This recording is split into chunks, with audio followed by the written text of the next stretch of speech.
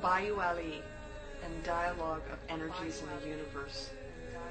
Knowledge that's remained intact since the time of the pharaohs is now being shared with humanity to assist in restoring balance to our world. Indigenous people around the planet are reading the signs that our world and humanity are out of balance. Many tribes are now coming forward at this crucial time to speak with the world and share their ancient knowledge. Through uniting the indigenous people with the rest of humanity, we have the potential to restore a world in balance. Dogon elders of the traditional Kemetic priesthood recognize the necessity in this time to provide an alternative to the destructive, self-destructive lifestyle that the modern, colonial, political, educational, and religious systems have maintained for the last 2,000 years. This knowledge has been guarded by traditional Dogon priests, being passed from generation to generation only through intense initiations for thousands of years. Please join us as we discuss these ideas and much more on Friday, July 29th, 2011.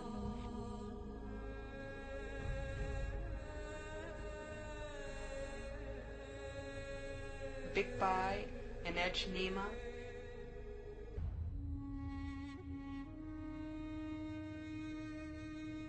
Naba Arita Shinmira,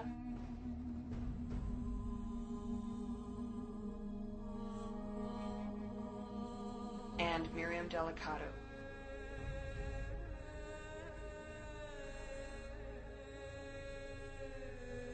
Hosted by Carrie Cassidy of Project Camelot.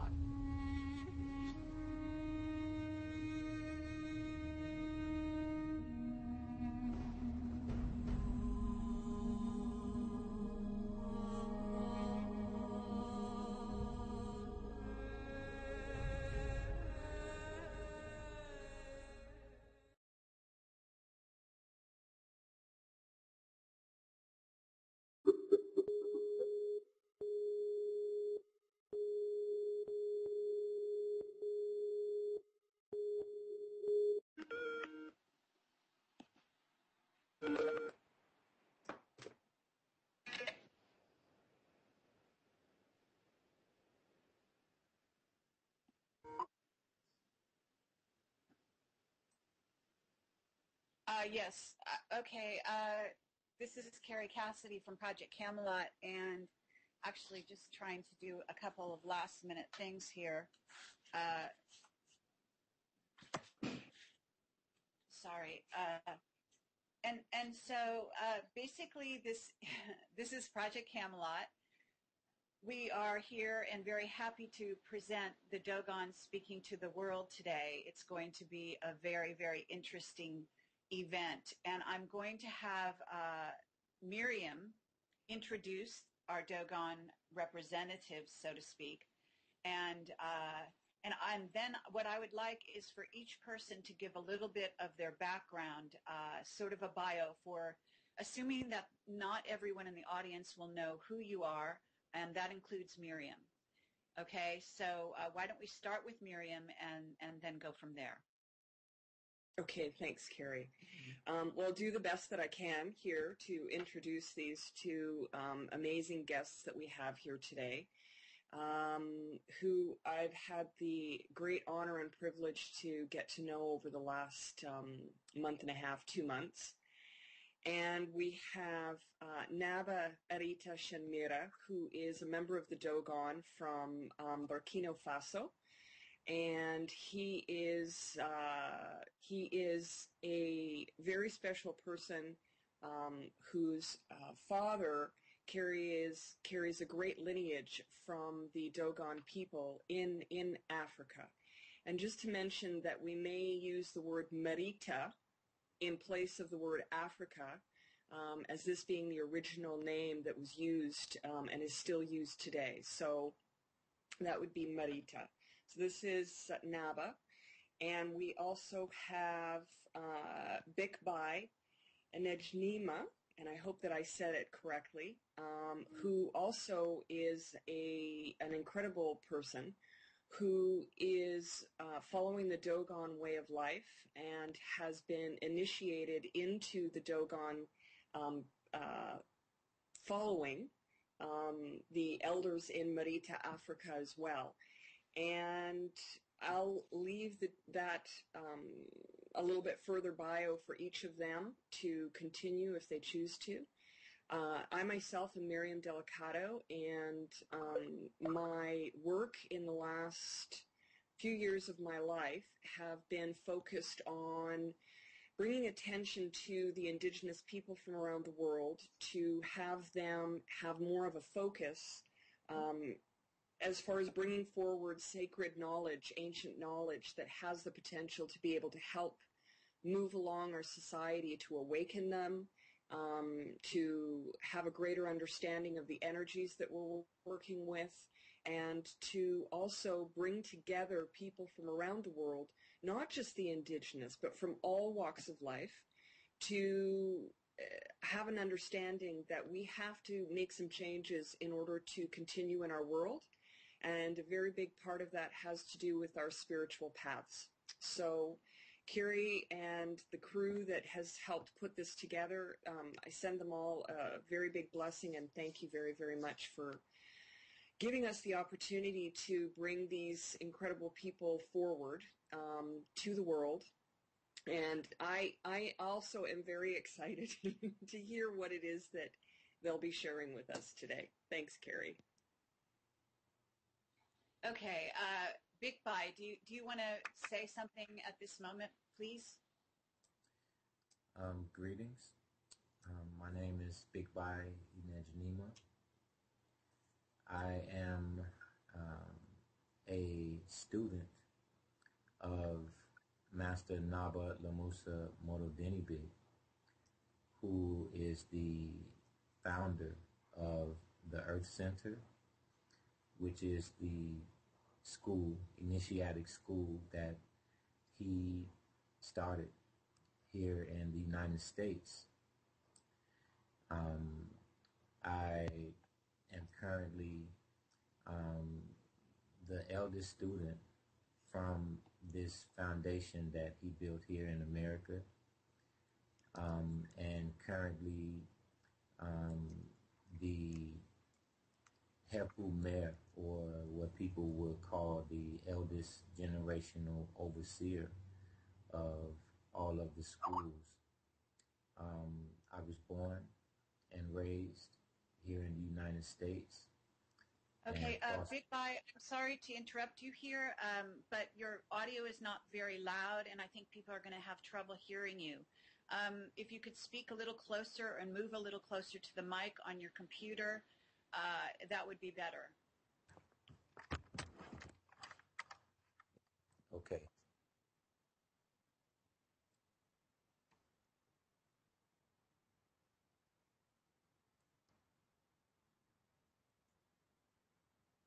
Okay. Okay, thank you. Okay, is this sound a little bit? Okay, I'm sure it'll help. Just project your voice as best you can so that there's no audio problems. Thank you. Okay. My name is Big Bai Nejnima. Is that better? A little bit, yes. Okay. I am born and raised here in the United States and crossed paths with Master Naba Lamusa Mododenibi, who is the founder of the Earth Center. He is the Dogon Kemetic High Priest that I served during his stay in the United States for about 10 years. And I am currently the eldest generational overseer of all of the Earth Center schools here in America and in our locations in Merita. I am a writer for the Rising Firefly magazine, which is a publication that was started with Master Naba, myself, and a couple of other people back in 1998. And I'm currently residing on the West Coast in the United States.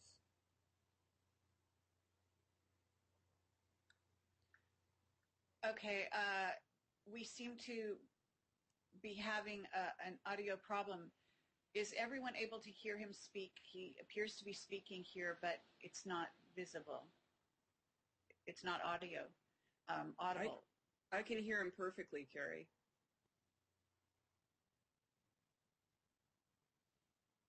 Okay. Yes. All right. I'm not sure what's going on then. Okay, fine. If you can hear me, then if Big Boy, I'm sorry, but were you done talking? Yes, yes. Okay. So, Irita, could you please speak to everyone and introduce yourself?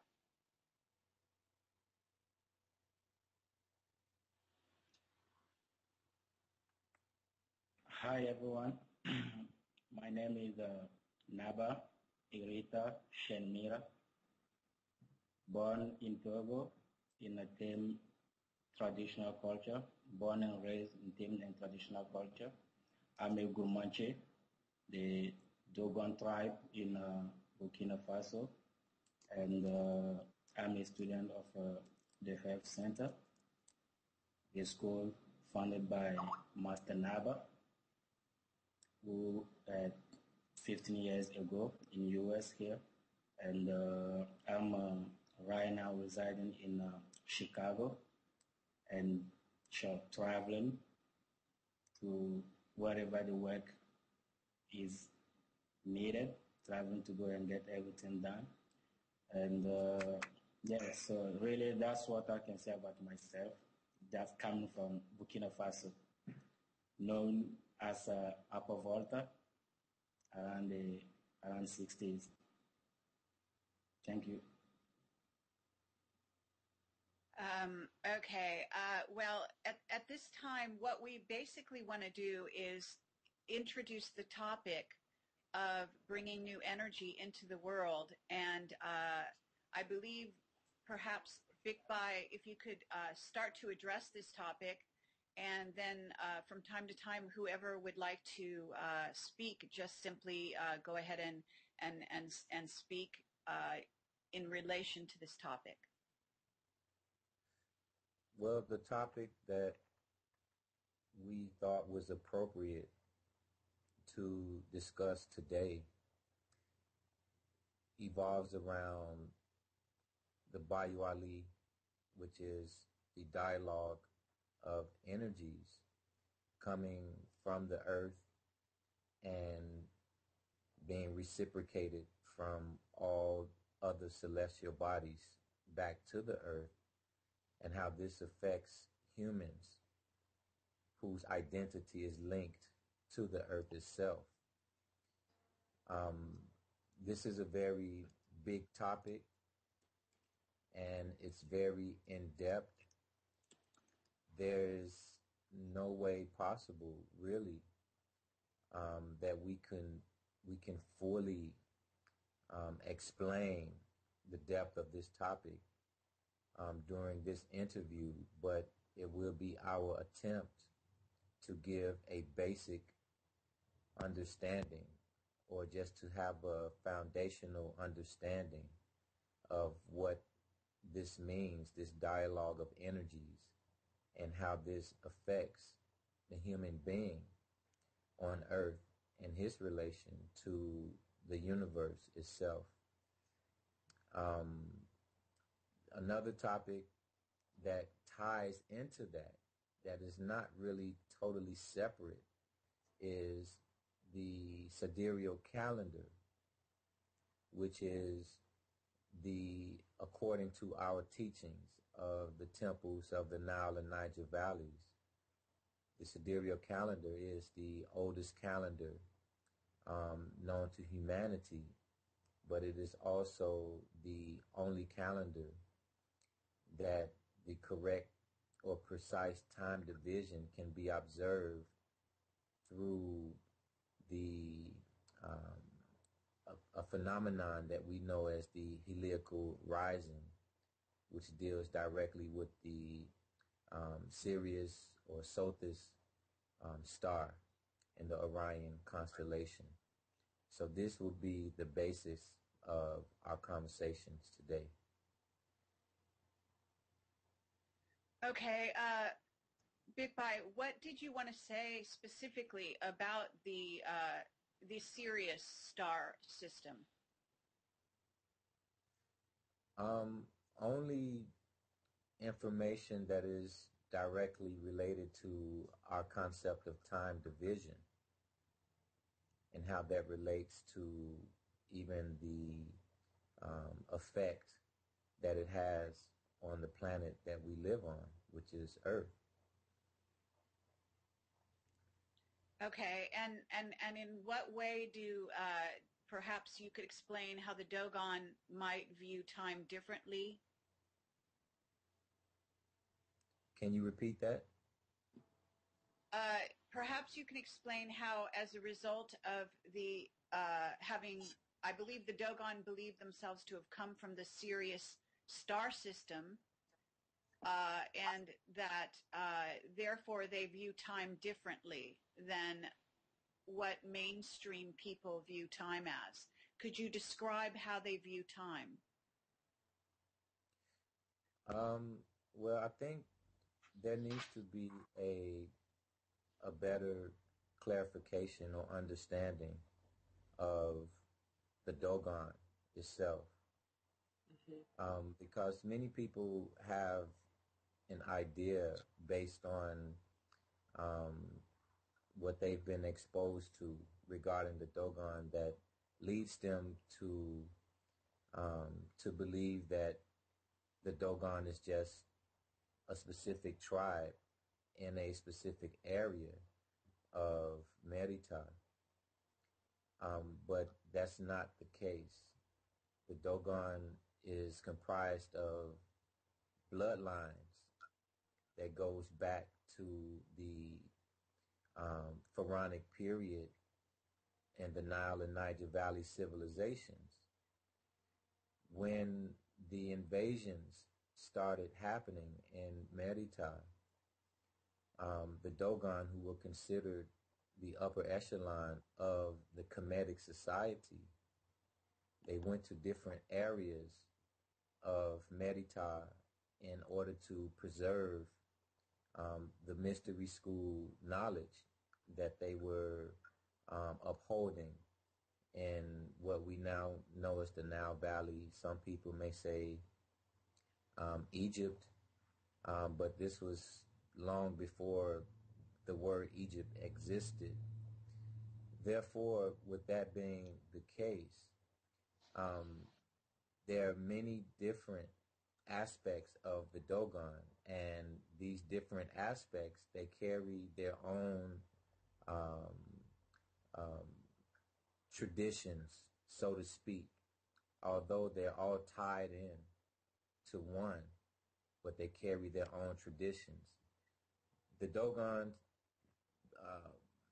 the perception that people have of the Dogon, saying that they are from Sirius and things like that, that's a very sensitive topic that I know we are not privileged at this point in time to discuss on an interview like this, because it's something that is it goes very, very much in depth. But as far as how the Sirius star relates to the concept of time that the Dogon or the Kemetic priest, high priest, is very simple to discuss. When we look at the concept of time, how we know time, we base it on the Earth and the Earth's rotation around the sun, or the Earth rotation around the moon, but mainly the sun. But this rotation is very inconsistent, meaning that the rotations and revolutions of the Earth, it is not the same consistently. It's not one constant speed. Depending on the effects that other celestial bodies have on the earth, that can determine the rotation and revolution of the earth itself. So there's really nothing that we can observe in the universe that can give us a precise account of a complete cycle, because the sun itself, basing our concept of time on the rotation of the earth around the sun, you only complete one cycle when you have the same body in the exact same position. And even for the earth in relation to the sun, it takes more than 50 years to get back to the same position to where you can say this is one cycle. So it's due to these discrepancies that it allows for a more, how do I say, it allows us to take a closer look at what's really behind the astronomical theories, being that it takes over 50 years for the sun and the earth to be in the same exact position. Then we have to look elsewhere for that. And because there's nothing else that we can observe, it almost becomes an enigma as to really understanding our position in time and space here on the planet. So the Sirius star comes in to give us that precision that we're looking for. I spoke about I mentioned the heliacal rising. This is an event that takes place according to our temples every 1461 years, in which the Sirius star is eclipsed by the sun itself. From this point, that's one cycle. The next time that happens, it completes another cycle. It's 1461 years between those two cycles.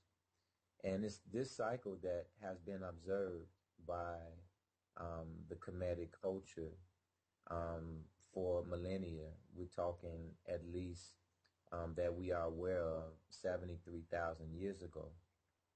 And that is the only cycle that has been observed that has been consistent and has not changed or wavered at all. So it becomes more than just a theory when dealing with the heliacal rising and the Sirius star. And this is something that they've maintained records and base everything as far as time division, base it on that particular aspect of the celestial bodies and movements of those celestial bodies. Okay, you're talking about, did you say Leo rising?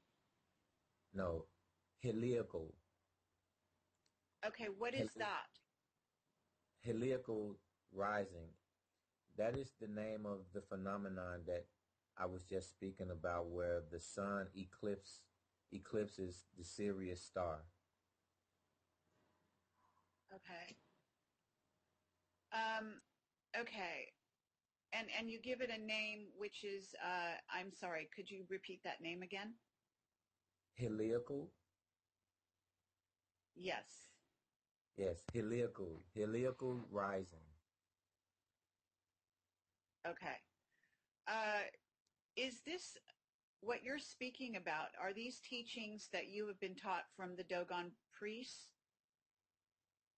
Yes, that's everything that I'll be saying on this interview. Everything that Editar will be saying on this interview is what Master Naba taught us as a Dogon high priest. These are things that he taught to us. There's nothing that we will say that is of our own ideas or notions. So everything that we're saying or will say is based on the education that we got from our teacher. I see. Carrie, can I interject for a moment to yeah. give some clarity on this? Okay, so I think that what you're really trying to ask is, where is this information coming from? With Naba, Erita, and with Bikbai, they have had Master Naba as a teacher, a Dogon teacher, but they also have elders back in Marita, and it is not just, it's about a lineage. They're following a lineage, and this lineage that they've been taught by is from Master Naba, who was Erita's father. So they also have the elders back in Marita right now that they consult with and that they speak with. So when they're here speaking with us today, they're not just speaking from themselves as people, as individuals, and they're not only speaking from the teachings that they received from Master Naba, but they're actually talking about that lineage. I hope that I got that correct. Is that correct, Big Bai? I think they're asking for clarity about that. Yes. Yes. So when we're here discussing, when they're sharing this information with us, we are discussing issues that they have already looked at spiritually. They've looked at with their elders back in Marita. They've looked at for themselves. And these are all things that are being brought forward that are actually have gone through a process from Marita in order to be brought forward here today with all of us. Okay. Thank you for that, Miriam. What I would say is perhaps we can now hear from Irita in regard to some of the things that Big Bai's been talking about in regard to the Sirius star system and the knowledge that has been handed down through Naba, who I understand to be your father. I'm understanding that this is also a Dogon priest, and that you have been under their instruction as well. It's understood that this is ancestral knowledge that your father is trying to communicate to you, and therefore you are, in a sense, his student. But if you could talk about your own journey in this regard and how you came to be a student of your father.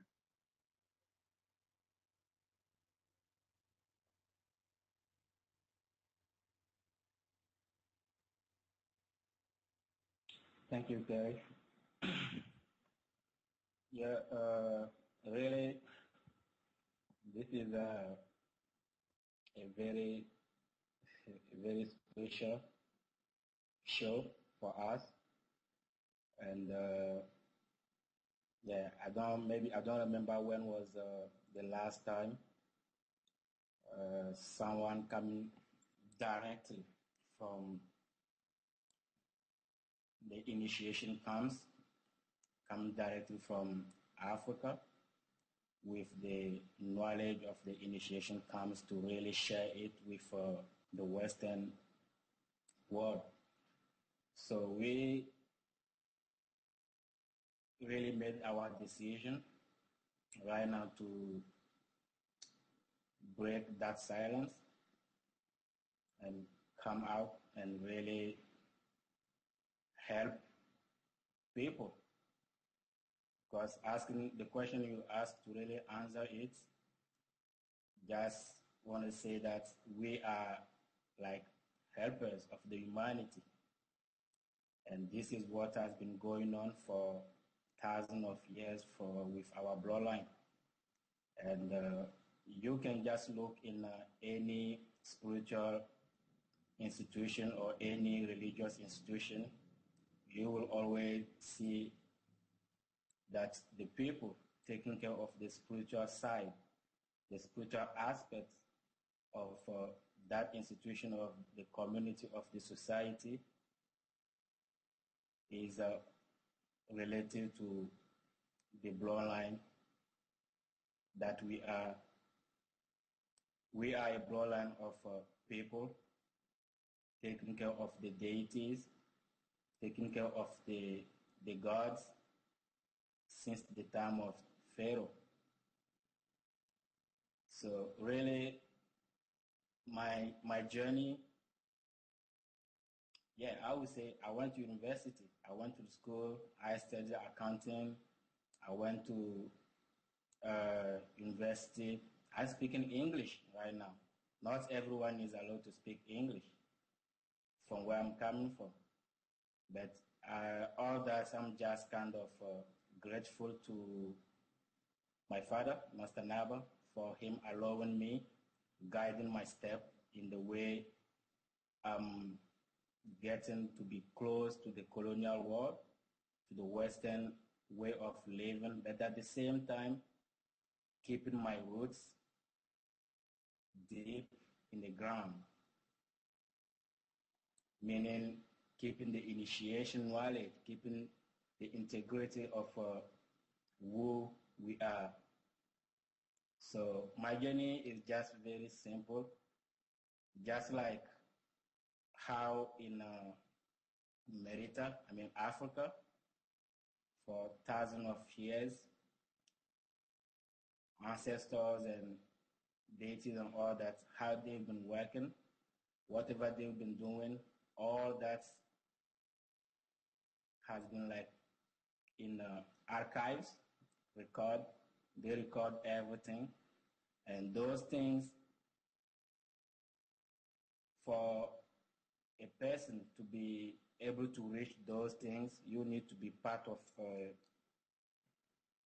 the initiation. We call it initiation. We have like every 8 years where we have all the young children at the age of 7 who always go deep in the initiation camps. And this is something very secret, and we really don't go deep in that. And in those initiation camps, that's where the young boy learn what his ancestors have been doing. That's where the young boy learn the issue of humanity. That's where the young boy learn the existence and how to bring the balance in humanity and bring the harmony in the universe. So this is something that I would not say really there is like a special time that I started learning that, or I started learning from my father, because all this knowledge that we are talking about, we back home call it tradition. We call it tradition, meaning things that have been like passing from the generation to other generation, from the older generation to younger generation, and how we've been passing it through is through the mouth and the ear. You have a child, you make sure your child learn who you are and who his blood is. So really, but I came to really start learning more with the health center that my father started when it was time for me to get ready and learn it. And that was the time I have to stop with looking for colonial knowledge, looking for foreign knowledge, learning foreign knowledge, and then really focus on our knowledge. So be it, I'm really uh, happy Big Boy started talking about everything that seems to be like, oh, okay, all that is coming from the Dogon. But for me, it was a big surprise to come into the Western civilization and then see how people are really fascinated with the Dogon tribe, with the Dogon knowledge, with the septet, the satis, the Saris star, and all that. And yet, one thing I have to notice is this. So everyone have the tendency of talking about the series, talking about that star, being like the revolution in the Western civilization. But at the same time, I have to look and see, oh, those people really, do they know what they're doing? Or where is the information coming from? Because you can't be talking about a star, the only star that you see in the sky,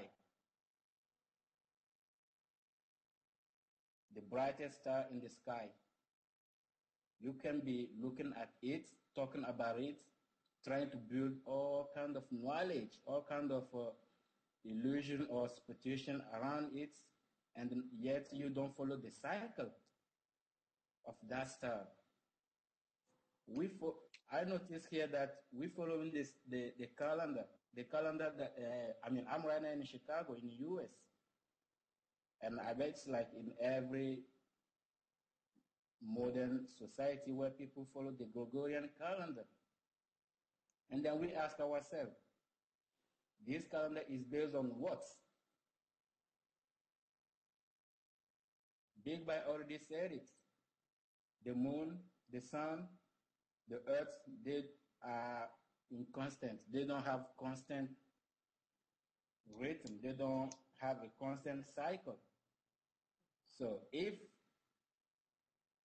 this society is looking at Sirius Star as something that is very big, a big knowledge, and at the same time thinking that, oh, they can still follow a calendar that is based on events in the history, based on things that are not even astronomical.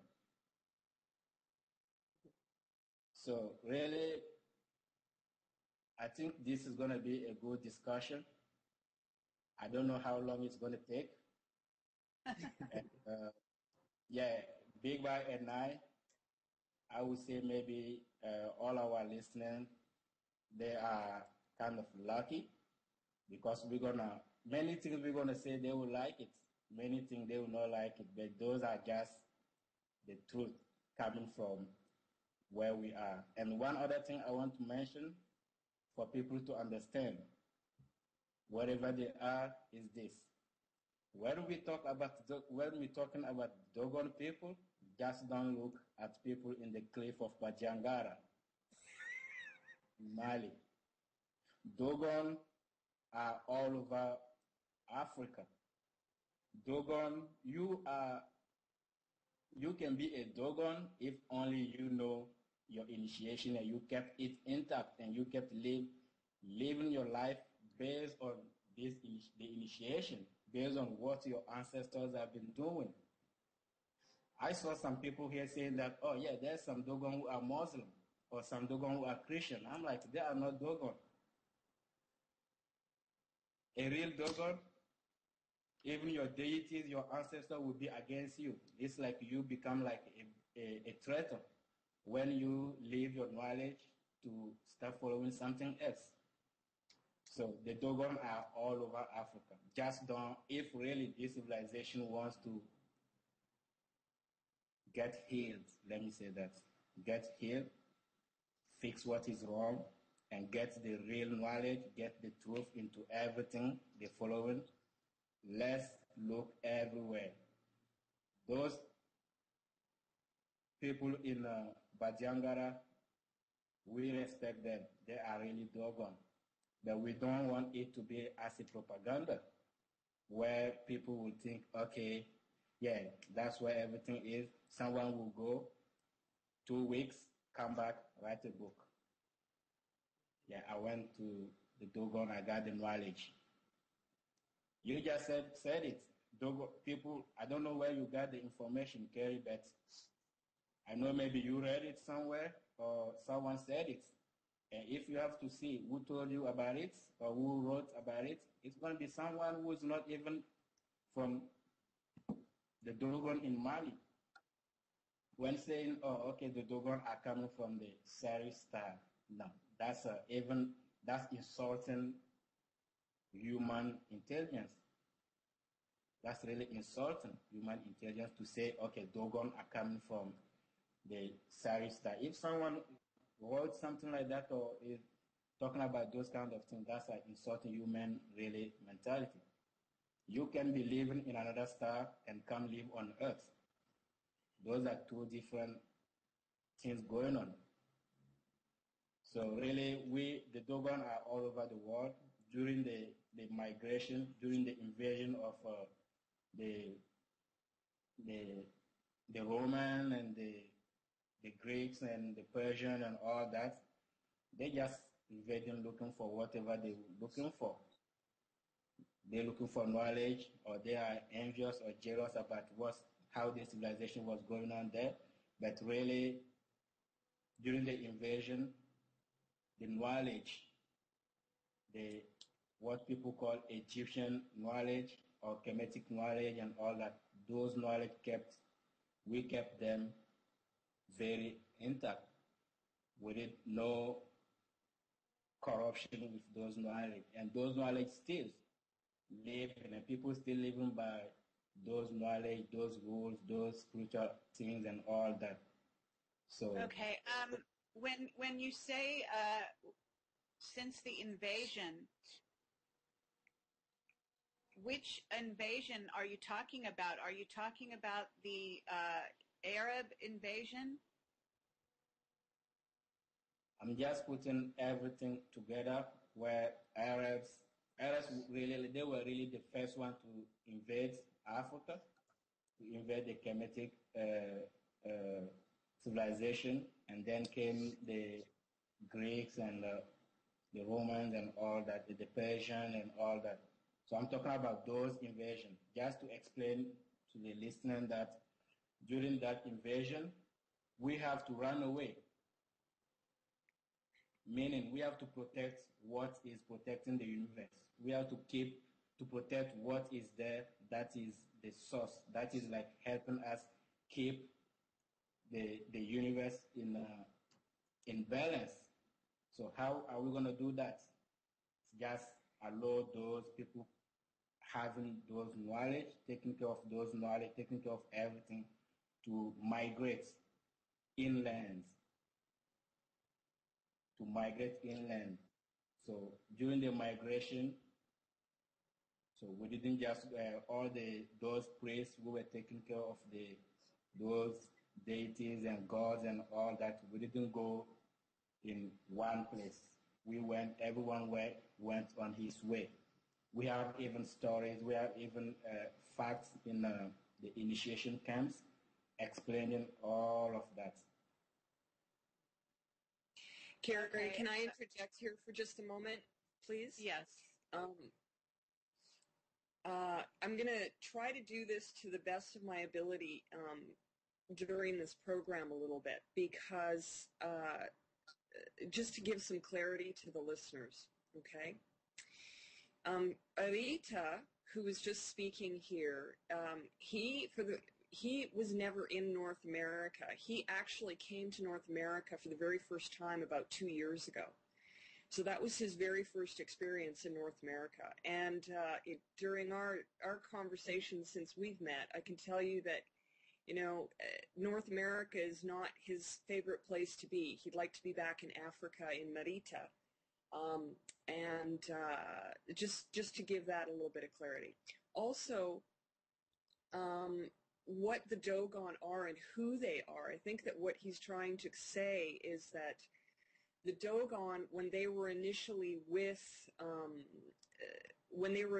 a group, okay, then they ended up moving and moving throughout Africa, throughout Marita, and going to different places in an attempt to really keep that knowledge secret and safe. And a lot of this knowledge, as many of the people know, a lot of quote-unquote traditional knowledge is considered secret. And the reason for that is because it literally takes years and years of constant, devoted study to really understand what this knowledge is about. So when he's talking about the initiation schools, for the Dogon, it starts at a very young age. And when they really start to have their training for the Dogon way of life is when they're 7 years old, going into the initiation, what they call the initiation camps, okay? Now, part of what the Dogon stand for, who they are, is the beginning of a lot of sacred knowledge that's really all over the world. And I know this because of, small conversations that I've had with Bikbai and Erita over the last month, talking about different belief systems and how when they share something about their society and their way of life, you can clearly see that, yes, it came from them. There's bits and pieces and threads that are throughout other traditions and religions. It's really fascinating.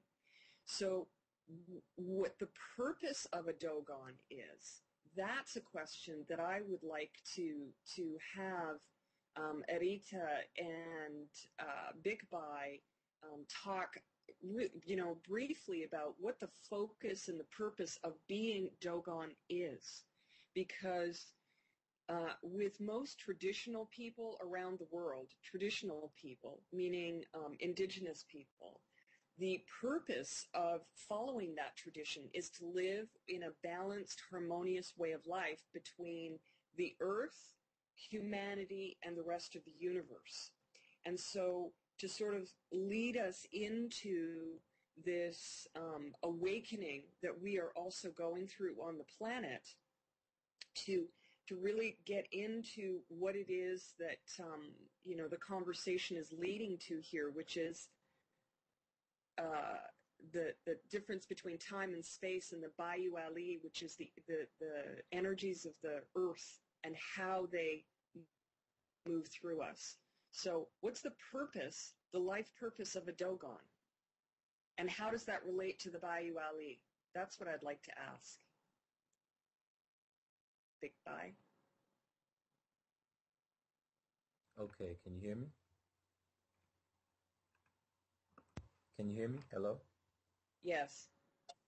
Okay. We can hear Wow, you. that's I'm sorry? Yes, go right ahead. Okay. That's a very interesting question because to ask what is the purpose, the life purpose of the Dogon is almost to give, it almost like paints a picture that the Dogon is, their purpose is different from any other human's purpose. I think just to clarify, I think I understand what you were trying to ask. What is their, maybe what their role is, more so than what their purpose is, because within the traditions, everyone, all of the priests, they play a different part of the same equation. There's a goal to be attained. There's different ways of achieving that goal. And all of in the priesthood, and through the initiations, everybody may have a different interest or a different way that they would like to contribute to the overall goal, which is really no different from what you mentioned, Miriam, that you are aware of with other cultures, is to maintain a balance, a harmony with the planet. And the, the purpose is no different from that, but the roles may be a little different. But even I can't say that that would be very honest to say that, because in different cultures around the world, there are priests that might, their focus may be the same as some of the focus of the Dogon priest as well. But just to give a little insight, there's different levels of knowledge within the initiations. And the higher you go within those that structure, the more you are exposed to, and it's based on that your role is constantly being defined. Another way of putting that is, I can't achieve or I can't do anything if I haven't been given the exposure or the tools or the knowledge that will allow me to do whatever, it is that I am to do. So as you climb the ladder, so to speak, of knowledge within the initiations, and just also keep in mind that it is these same mystery schools of ancient Egypt that have maintained and preserved itself through these initiation camps all over Africa, all over Merita. It's these same initiation schools that educated, even for very short periods of time, people who then took credit for being the father of philosophy or astronomy and all of these things. So there's different tiers or different levels of knowledge to be attained. The higher you go, your role becomes more and more defined, because now you're being exposed to things that you probably never thought even existed before, or things that you probably thought were even impossible to attain, or even just realizing the realities of things that exist that maybe you just don't see right in front of you. So you can't be exposed to these things and still have the same role that you played, because you've been exposed to it for a reason. It's a reason why. It's like being supplied something to build something. And if you're being supplied more tools, that means that it's meant for you to build something different or bigger than what you initially started with. So the role of the Dogon, or the purpose of the Dogon, is the same as any other human being, but within the initiations, within the knowledge, everyone plays a different role that still collectively allows everyone to achieve the same goal. And the goal is perfection. The goal is to perfect ourselves. And we know that that takes harmony. We have to be in harmony with the planet that we live on. We have to be in harmony with others in our environment.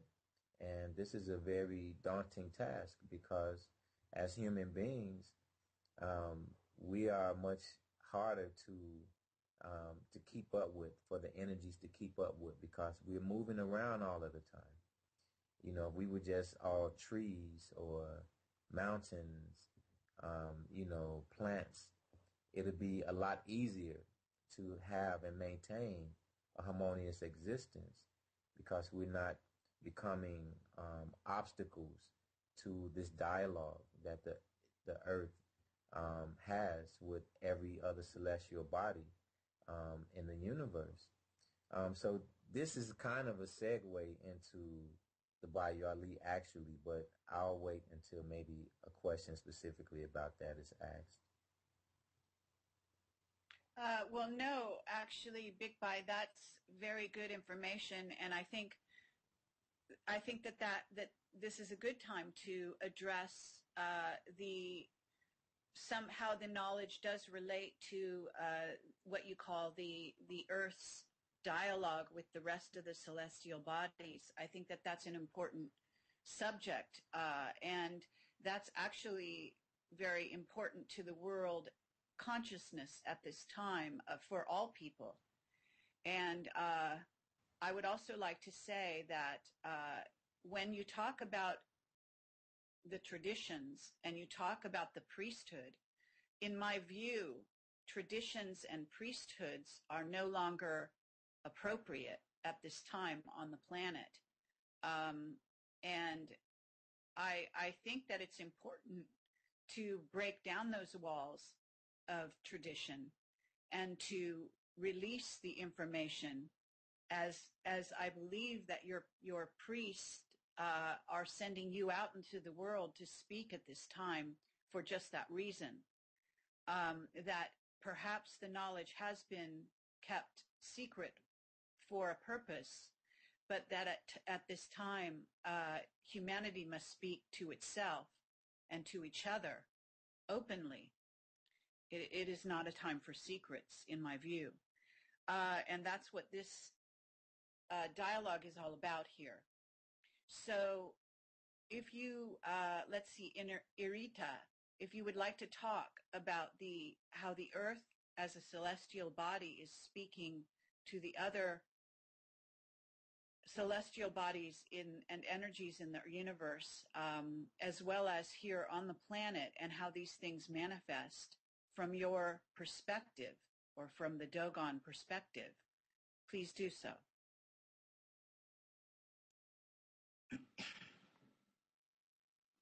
Yeah, yeah.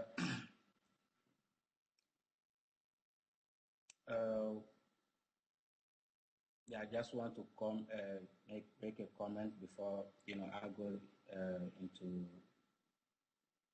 the subject. We are keeping, the tradition, or maybe the tradition we can call them, or the priests, or those being the one, the guardian of the knowledge of Kemet, of Africa. They're keeping the secret for one reason. We're keeping the secret for one reason. And that reason is this. This society doesn't know anything about spirituality. This society doesn't care about the world harmony. This society doesn't care about the universal balance. This society is just about, I'm talking about the modern society. It's just about destruction. From the last time, or maybe from the first time, this modern society with the politicians and all that gets to control this planet, if we have an open mind, we just have to look around and we see the image of the earth.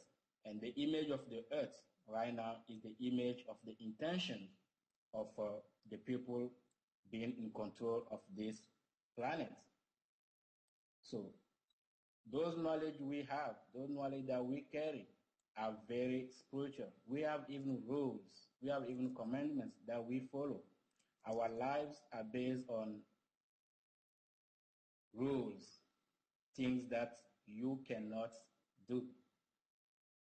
Not things that you can do, but things you cannot do. Today, one country will get a gun and go destroy another country. For what purpose? Maybe the power. So we are conscious And I know those elders back home are conscious that the humanity needs the knowledge. Then that knowledge will get to the one who is awakened to get the knowledge.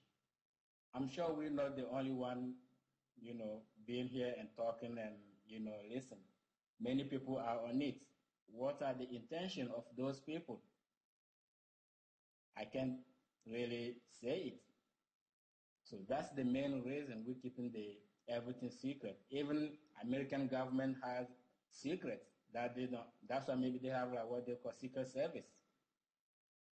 Every society, every civilization needs to have secrets, and that's what is the base, or that's what is the spinal of the society. How do you call it? Like the pillar of that society. And even in Merita, in Africa, right now, if you don't go through initiation to show that okay, you have the dignity to carry the knowledge, you will never know about it. That's why we're saying that maybe some people go to Africa and they'll go into the cliffs or they'll go to the priest and some people who claim to be like, okay, yeah, I know about our tradition, I know about our civilization and things like that. And then they ask those people will talk to them. And they think, okay, yeah, when I talk to them, I got the knowledge. Right now, I'm not saying that whatever will come out of my mouth is the absolute truth. It's 2:00. But I just don't want anyone to feel at ease, to think, okay, whatever came out of that person's mouth is worth to really like make it a propaganda. Because I still have elders. And those elders, as Bigba was saying, they are the one being at the higher level of the initiation. I'm just still in the initiation. We're just still in the initiation. So the Bayawali, that's I know Bigba said it at the beginning. That's really a very big topic. The Bayawali, we have another opposite channel that we call the Yen, because the earth, for anything, even between human beings, for us to be able to have the dialogue, there needs to be someone for you to be able to have a dialogue. So we have those two channels, and the Bayawali is within anything that is in the universe. The Bayawali is within anything. Okay, Irita, is what you mean by Bayali, are you talking about what we would say in English, the essence of something? No, I'm not talking about that, because what I'm talking about is like we have many other celestial bodies in the space, in the universe. And on even the earth, we have many other things that we see and things that we cannot see. And all that is part of the universe. But what is keeping all that in the perfect harmony is what we call the Bayawali. Bayawali is like this channel through which a body, a celestial body, or any kind of body, any kind of entity in the universe, like projects its energies. So this is like the first definition we can give it. The second definition is like on Earth, we are human beings living on Earth. And on Earth, we are only able to project energies. We are only able to project the energies, project the Bayawali because of the Earth's energies, because of the energy that the Earth will project through us. We are kind of the antenna of the Earth, and the earth uses anything that is on it to project the energies to the other celestial bodies or other entities. So I would not say that's like the same thing like the incense, or not really, because we have, when there will come like the second channel, which is like the Yenu, which is the channel through which everybody receives the energies. Then talking about the incense of in everyone would make it like challenging. So the Yenu is the channel that any body or any celestial body or entities in the universe receive the energies from other bodies. So this is where the dialogue is coming from. I know people know about the gravity. I know people talk about a lot about it, the gravity. So there's no, if we just have only the gravity, because the modern knowledge doesn't know about the Yenu. They don't know about the other force that is trying to make the balance. Because if it's just like the gravity, the balance is not there. That means like the earth is or maybe all the celestial bodies and all the entities in the space, all of them will come to each other. So there needs to be another channel, which is the Yenu. The Yoni is the one to keep that balance, while the earth is projecting its energies, which is like the Baywali. It's Baywali to, let's say, the moon. The moon at the same time is projecting its Baywali to the earth. But the earth will receive what the moon is projecting as the Yenu. Maybe that's the reason why you will see a tree that stands vertical. That's why maybe you see human beings walking straight and they're not, falling. That's why maybe you can see we have those buildings standing and not falling. So the Yenu is the one. When another body projects the Yenu or project its Baywali, and that's coming on earth, everything that is on earth, human beings, trees, cars, whatever is living on earth, all that will receive it as the Baywali. I will receive it as the Yenu coming from other planets, and that's going to the human beings or anything to go to the earth. So the earth at that time receive it as the Yenu too. So when Irita, me here right now, if I'm in perfect harmony, my energies are like clean, and I'm still alive with the earth, living on earth. The reason is like because I'm clean, my energies are still there, and that's like for everyone.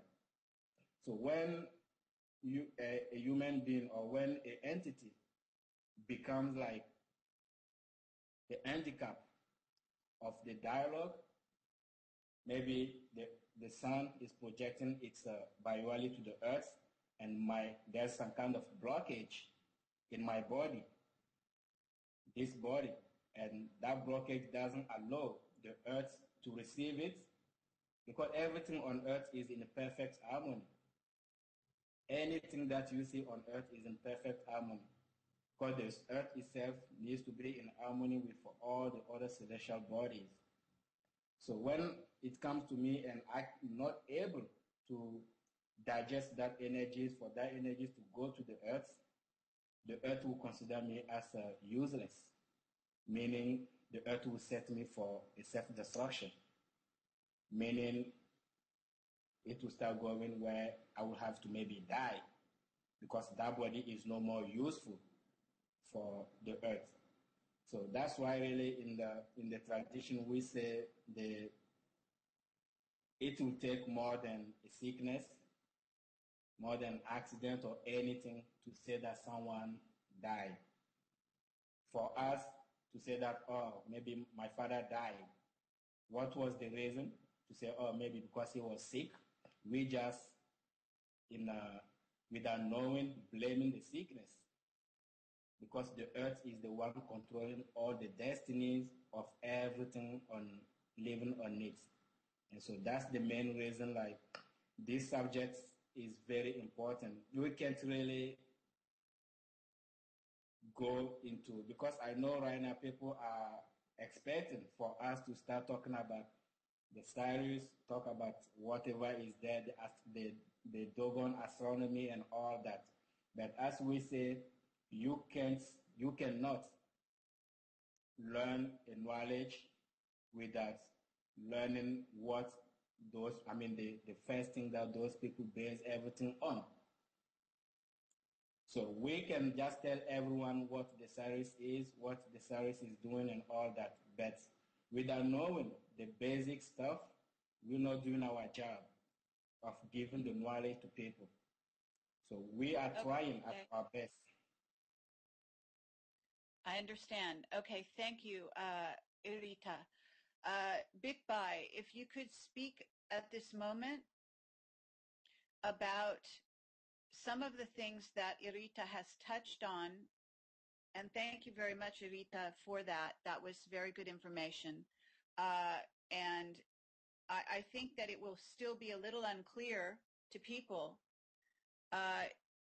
what is meant by the Bayali and this other word which sounds like yen, but I don't know how to say it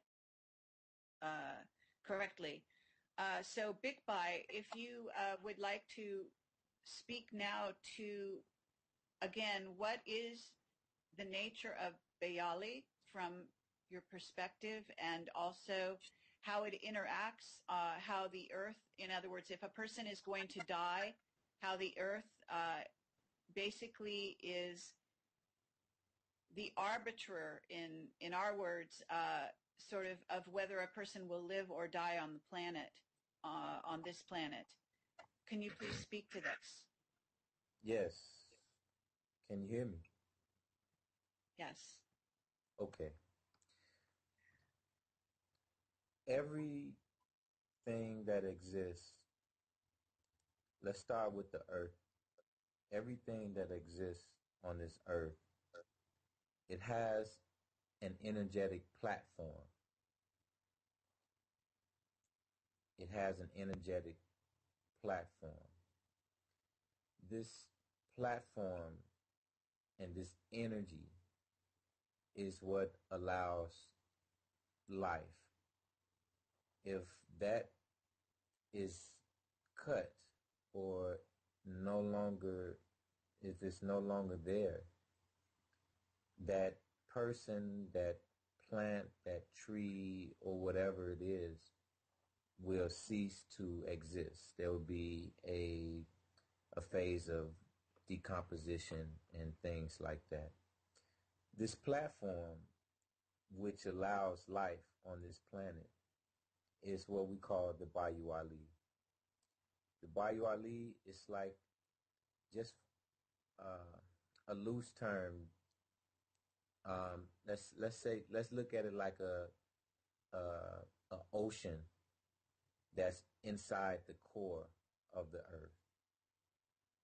Let's look at it like that for the sake of this conversation. It's like an ocean inside. Yes. Yeah. And I think that's very good. And in some ways, we would call it a soup. There would be the same kind of thing, that it's a soup of different energies interacting with each other. But on the earth, it is certainly the earth energies, but it is also impacted, influenced by energies outside the earth. Yes, and this is what Editab, when he mentioned the Yenu, this is what is impacted by. The Bayou Ali is impacted by the Yenu and vice versa, because the Yenu, if we take a planet, let's just say Mars, for instance, Mars has a Bayou Ali. The Earth has a Bayou Ali. Everything that we can observe in the universe has the Bayu Ali. Now, the Bayu Ali is a force that emits. It emits. Every planet is giving an emission. It is the connection through this emission with other planets that now, instead of just emitting, planets are also receiving at the same time. What they're receiving, this is what we call the Yenu. This is what creates that balance that is necessary for the planets itself. I'll give a very clear example of how this works. Let's just say you have 10 people in a big room, and you tell them, okay, I'm going to cut the lights out, and I want everybody to just run around as fast as they can, and it's pitch black dark, and to run as fast as you can, but without making a noise or anything. Just run. Okay.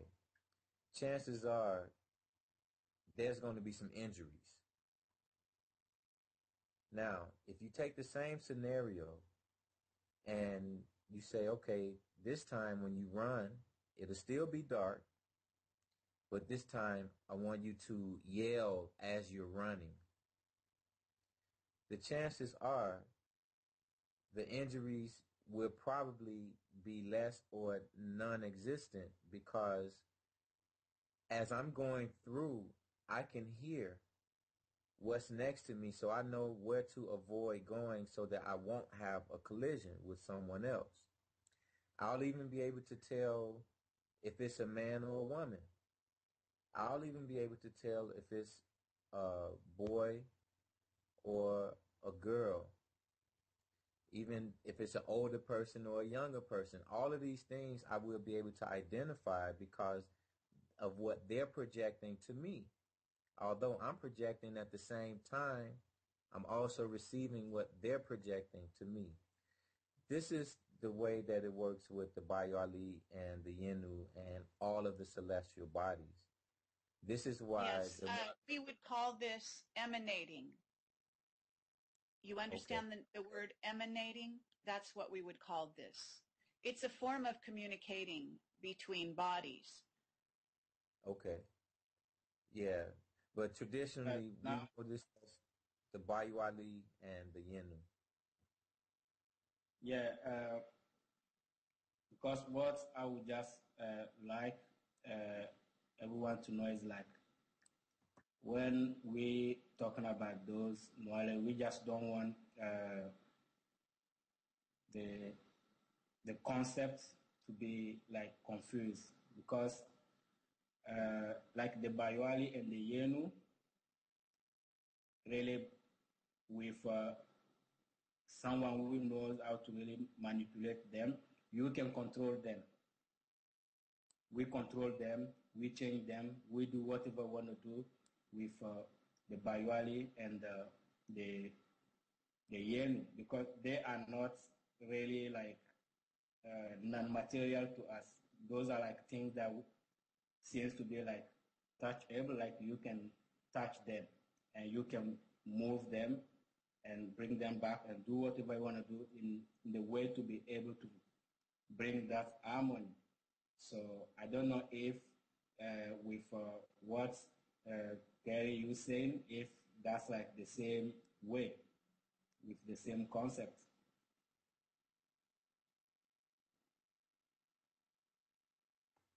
Yeah. So, okay.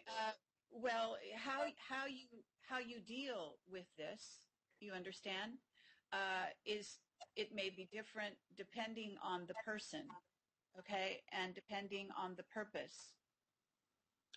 Yeah. You may affect it. You may wish to affect it. You may wish to change it, or, as you say, put it back into balance, and so on. But regardless, you either act on it, or it acts on you, or both. Yeah. Can I? And so I these are concepts. I mean, let me just say that these are concepts that do exist in the English language, and they are understood by various people. But I think that what it is, in other words, this information about the Bayou Ali, as you call it, and the Shen. What is important about this discussion at this time is how it is affecting life on the planet now, how life is perhaps changing as a result of changes in the Bayou Ali of other planets, of other star systems, and of the energies that they are projecting as we on this planet move through what you might call the oceans of the universes. Yeah, I know this system, or let's say the modern societies, like think you can just wake up and whatever you think, that's really what it's going to be. So, but at some point, we end up finding people like who are stressed. We are like having all those problems that we see around us, people have. And as I was saying, we just have to look into the face of the humanity, and it's going to be very easy for an open mind to see that something is missing, to see that something needs to be done, to see that there is a problem somewhere and that problem needs to be fixed. Yeah, the Dogon were talking about the Sirius star, or maybe talking about astronomy for thousands of years. So that can only happen if you are able to master the dialogue of energies in the universe. No one didn't go on Sirius, and no alien didn't come to visit Dogons to tell them what it is. All that's why I was saying that those energies, we master them just like how I can hold my cell phone or how I can touch someone. And they are easy. If you master them, it's easy to really manipulate them in the way to fix everything. But yet, this modern society with all the people ruling this society don't know anything about it. They just know one part of it, which is the gravitation. No, the gravity. Yeah. They just know about the gravity. So the gravity, just knowing only about it, is what is setting right now the whole humanity to self-destruction. The oceans are reacting. The winds are reacting. The mountains are reacting. The earth itself is reacting at this moment. So the thing is, like, maybe we have a very small anecdote or story, like that happened. My father said that happened in 1920s, something like that, where a student from Europe discovered, like, okay, I mean, he learned and he thought, okay, he was coming in Merita in Africa to teach them about the gravity. He thought he was coming there to teach them about the gravity. And then when he got there, in the bush, you can't live in US, or in Europe, and go to Africa in the bush and say you want to teach them the gravity. And then when he got there, he said, okay, I want to teach you guys something. for him, this is like coming to bring a knowledge to some people.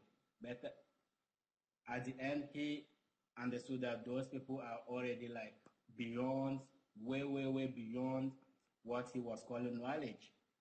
Because he said, he pick up a rock. So you see this rock? I will throw it in the sky. But for some reason, that rock needs to come back. There's nothing that you can throw in the sky and it doesn't come back on earth. And he said that why? That's why he said, yeah, because when you throw something, the earth has some energies that attract that thing to come back on earth, which he called gravity. And then, I mean, a 12-year-old boy told him, you know what? Here, you can throw something in the sky and that thing doesn't come back. It's going to stay in the sky, in the emptiness. He said, that's not possible. They said they want to show him, and then they have to show him. He picked up, they said himself to throw up the rock, and he threw the rock in the sky. But while the rock was coming, at some level, they stopped the rock there, and the rock was like in suspension. So that's when they explained him that here we're already beyond, way beyond the gravity. We're talking about another channel. Yes. Okay. Thank you, Irita. This is very, very true, what you're saying. And there have been great misunderstandings between people when trying to communicate. No doubt about it. Miriam wanted to say something at this time. Thanks, Carrie. Well, I'd like to speak a little bit, not directly about, the Dogon, but to talk about a little bit of generalities and about my own personal experiences with other tribes and other traditional people also. Because it's very relevant in the conversation that we're having here and that Rita and Bikbai are sharing with us. So, for example, these concepts that they're sharing with us today, to some people may appear to be very simple concepts, but when they're speaking, there's literally years of knowledge that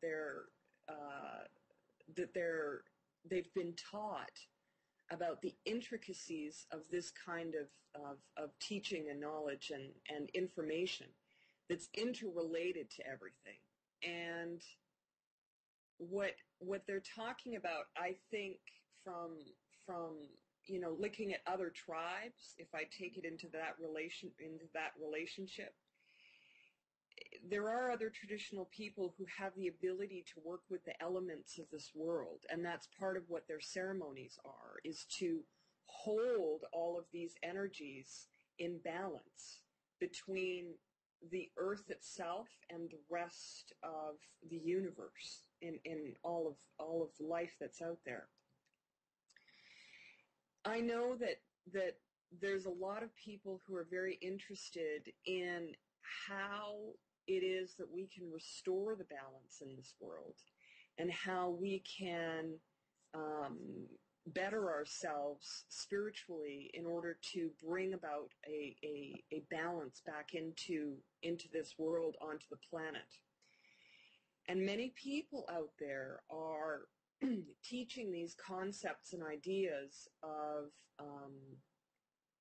how to open up portals on the earth to allow these energies to flow, and how to, put things into the earth in order to create this energy to flow again more freely.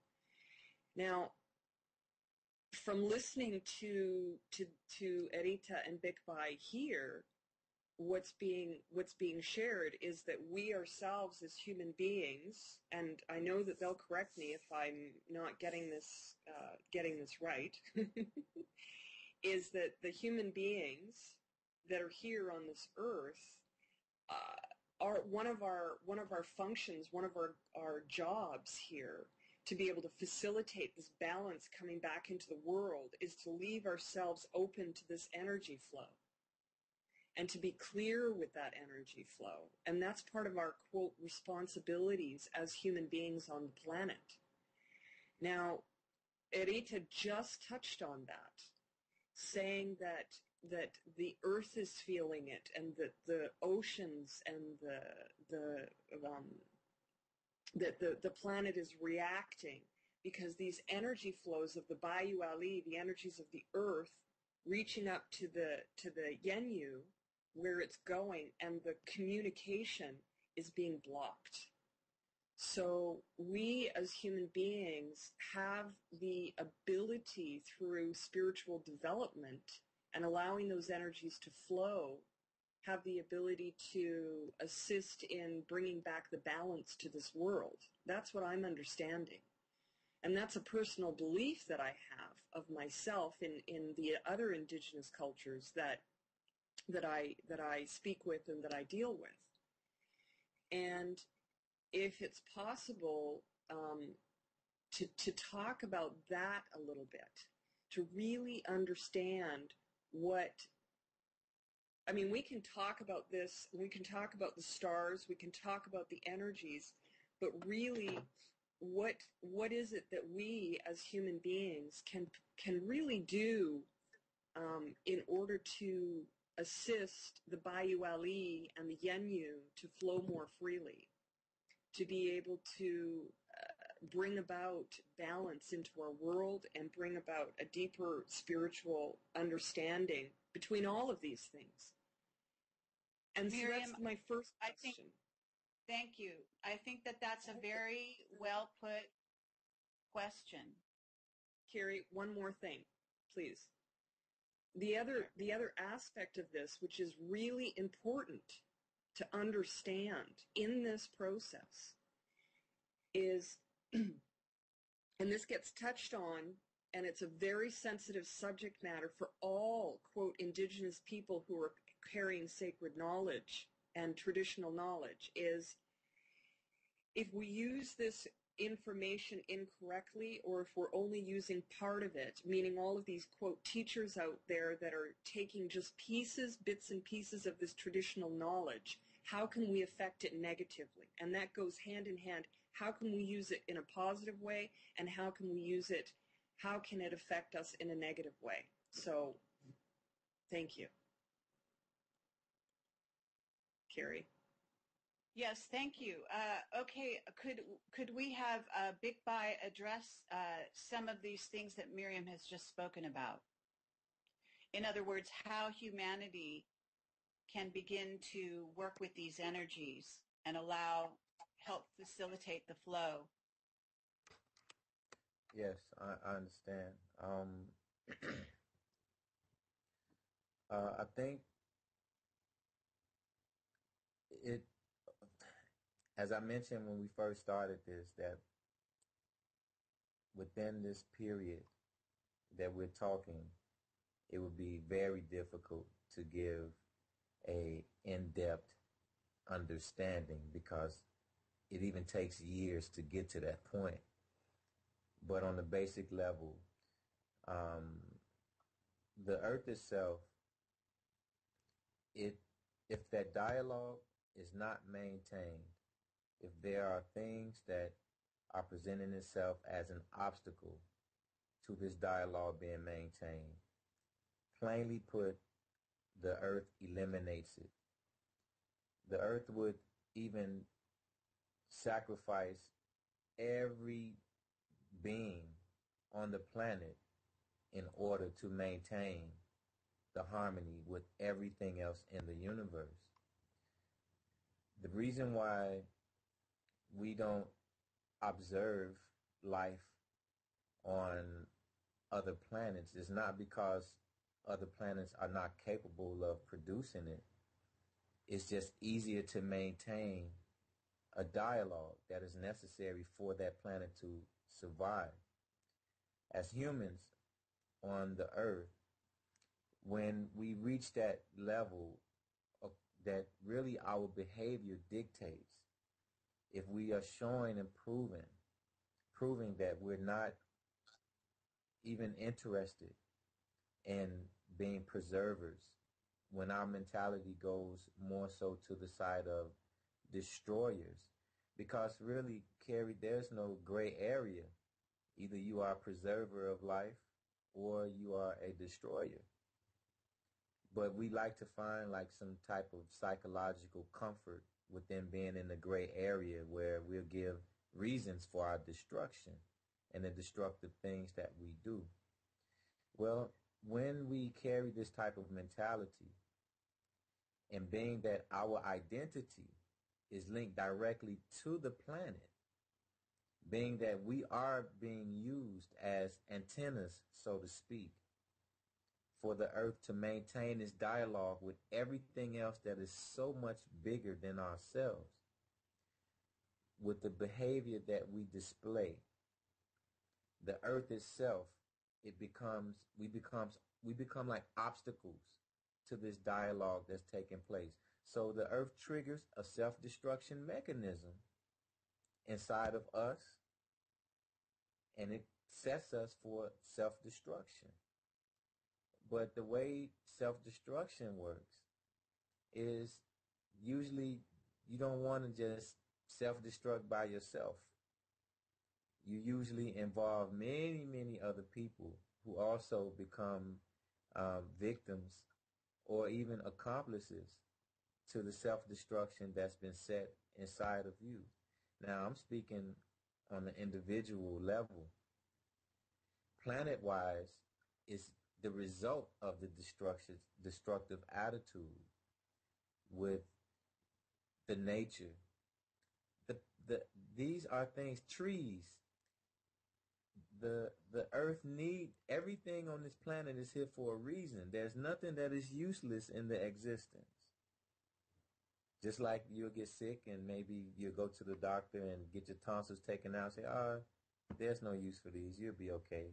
Or get your appendix taken out. It's okay. The body can do without that. These are two examples. Even we're talking anatomy, two examples of how destruction, how that works. Even thinking that there's things that have no use. So when we look on the level of the planet and the earth itself, the waters, we look at the pollution, we look at all of the things that it is the individuals on the planet will suffer from as a result of these things being misused for many different reasons, but mainly for economic or power, egotistical reasons. The earth reacts to that. It reacts to that. So how do we calm the earth, or how do we somehow lessen these catastrophes, the ones that happens naturally? Because there are catastrophes that happen naturally. There's some catastrophes that are generated by the same mind carrying the destructive behavior or attitudes. How do we do our part as far as calming the earth, making sure that this dialogue, because where will we go if the earth imploded or exploded? Where would we go?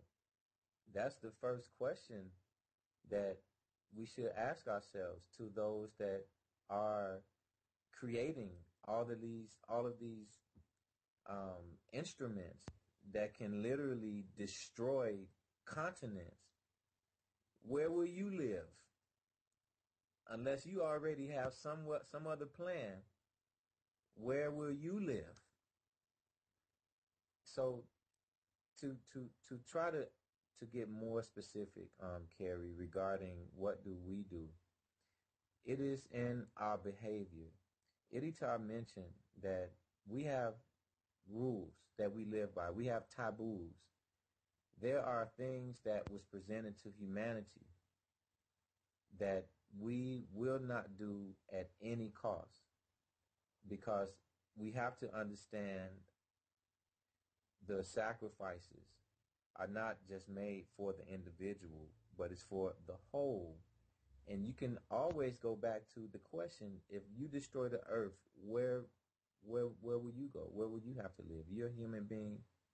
Your identity is linked to this planet also. So it is these rules that we have that has been guiding us, and these rules make sure that we are on that side of preservers. When I talked about this self-destruction mechanism that the earth triggers, it's its own way of destroying you, but not without you putting up any resistance. It's very ingenious the way that this works. It's very ingenious. It's a way the earth have of getting rid of you to maintain itself, but without you trying to resist even your own destruction. This is why everything comes to like give us the pleasure and makes us feel good. The destruction come in those forms. It come in those forms. If, medicine was bitter, we probably wouldn't like it. But when we get those things that taste sweet in our mouth, it gives us a euphoria that allows us to even be okay with everything and be okay with the world, and everything is all right. This is an example of the self-destruction mechanism that the earth triggers in the human being. The channels that go through all of us are fluctuating constantly. They're never all the way open, and they're never all the way closed. There's a balance. This is why Edita said everything on earth is in perfect harmony. But when he said that, I can imagine the way most people understand harmony. They would say, no, everything is not in perfect harmony. It's crazy and chaotic. No. Everything that has life, it is harmony that allows life to happen. Now, those channels not being all the way closed and not being all the way open, there's a area in the middle that allows life. But it is when those channels start to close, that is when the human being is now set itself or has been set for self-destruction. But it can go in that direction 1 minute, and then the next minute it can open back up. It all depends on how the earth see that individual as being useful or hurtful to the dialogue that it must maintain to maintain itself. This is why some people would commit suicide. Some people would even cut their wrists, and when they did it, in their mind they wanted to kill themselves. But then 5 minutes later, they get on the phone and call the ambulance to come pick them up. Which one is it? Did you really want to kill yourself or what? This is an example of how the channels fluctuate. This is an example of how 1 minute the channels can be closing on you and then they can open back up. So when it comes to us humans and the destruction that we're seeing and the earth reacting to all of these things, the only way to ensure harmony is to go back, live our lives according to those rules that were given to humanity to be preservers and not destroyers. It's very interesting, Carrie. You hear of all of these destructive things in nature that has been happening, but you really don't hear about too many of those type of things that happens on the continent of Merita. And I've always thought that was interesting, and it took me a while to learn why that is. But I just say that to say, having an understanding of your relationship with the planet, it gives you, it's almost like a guide on where to walk and where not to walk, and also how to maintain your channels, your Bayali channels, how to keep them open enough to where the earth still finds you as an important piece to its own survival. The day that that happens, where the earth sees you as an obstacle, you're no more useful. Your channel is cut, life is gone with that. And it doesn't matter if you are old, young, it doesn't matter, the situation. It's all about aligning ourselves to be a channel for the earth and this communication. This is why for us, sickness is not the cause of death. People can attribute a sickness to a death. No, the earth can no longer use that person to project its channels, to project its energies out into this dialogue. The Yes. reasons. Yeah. Thank you. Big Bye, I'm sorry. Yes, this is very, very good and very true. And it's a different way for people to look at this information and to look at life and their relationship to Earth and to life and death. And I think that is very primary to what we're experiencing at this time on the planet. We also want to talk about the positions of the stars and how it affects the bio-ali of the planet at this time. Miriam is writing to me that we are in what she calls Heliac.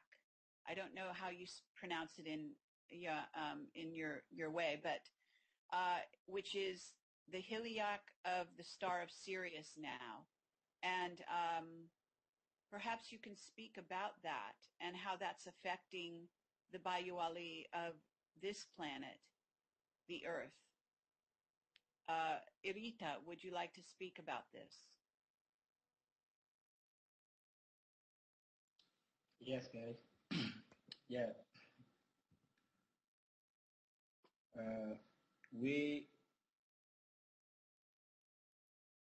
our documents that ancestors wrote. I know this system said that we don't have any writing, but we do have writing. In Africa, we do have our own writing. So this is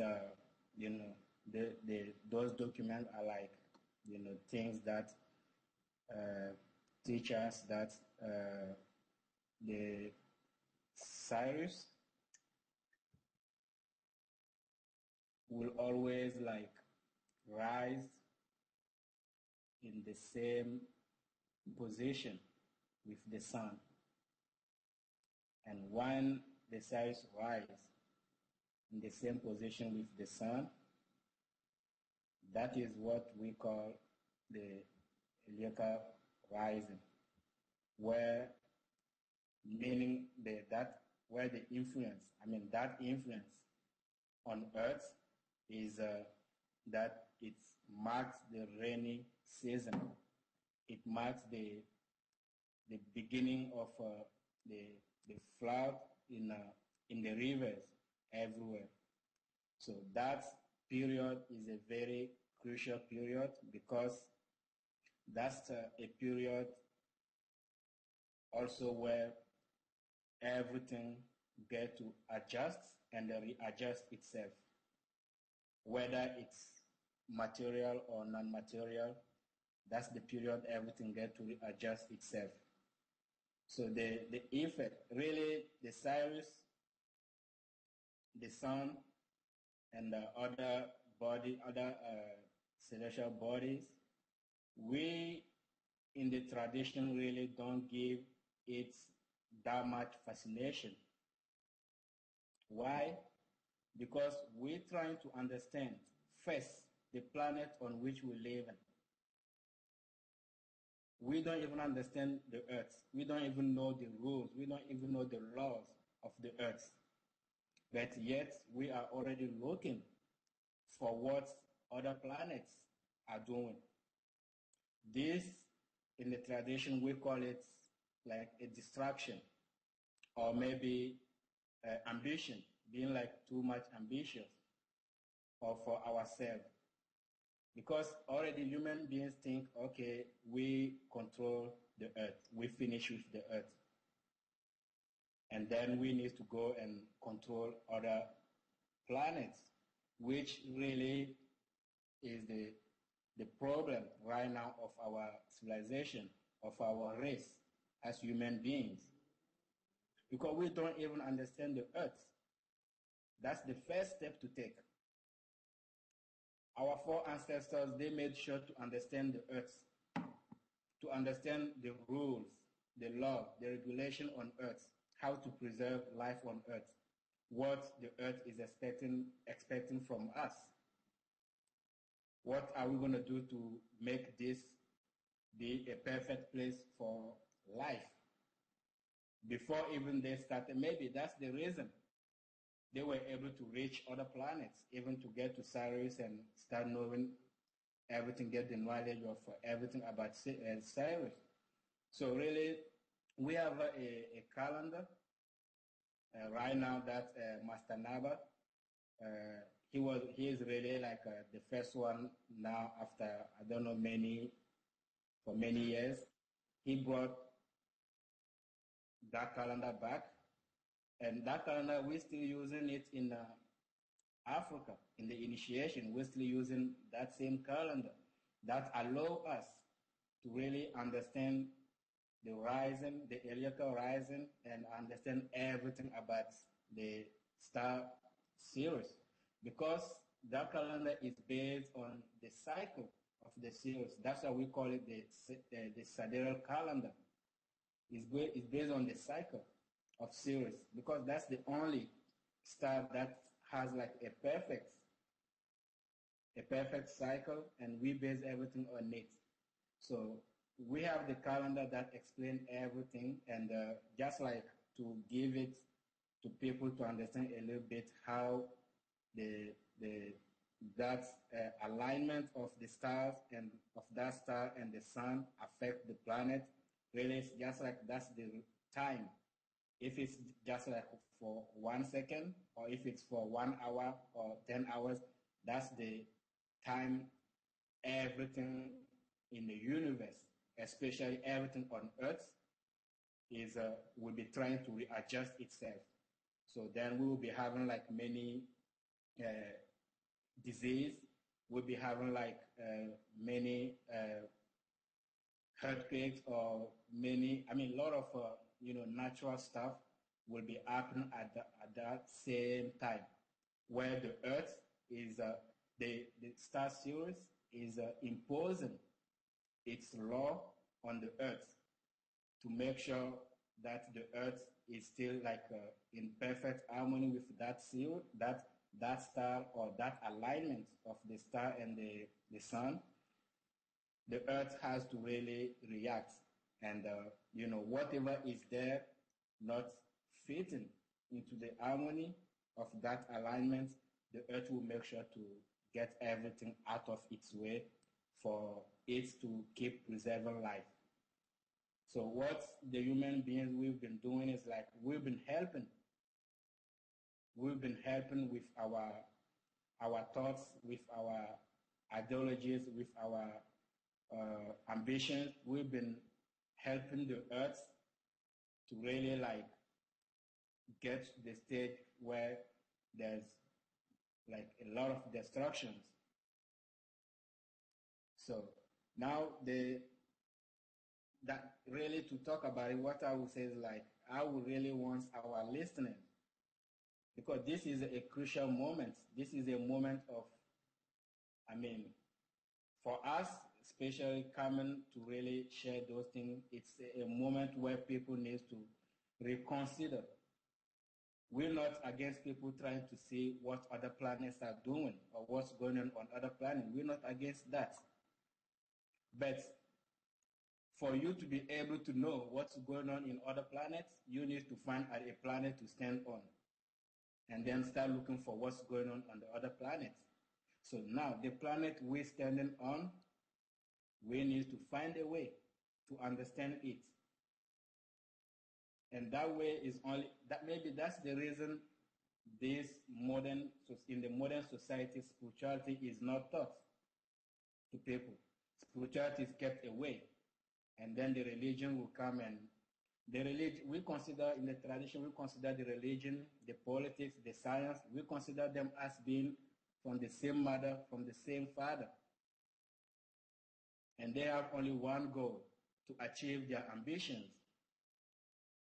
which is different from the goal of the survivor. I mean, which is different from the universe, which is different from the goal the earth has for us. Because the earth, all our destinies are related to the earth. So people need to really start looking into the ways of understanding the planet we live on.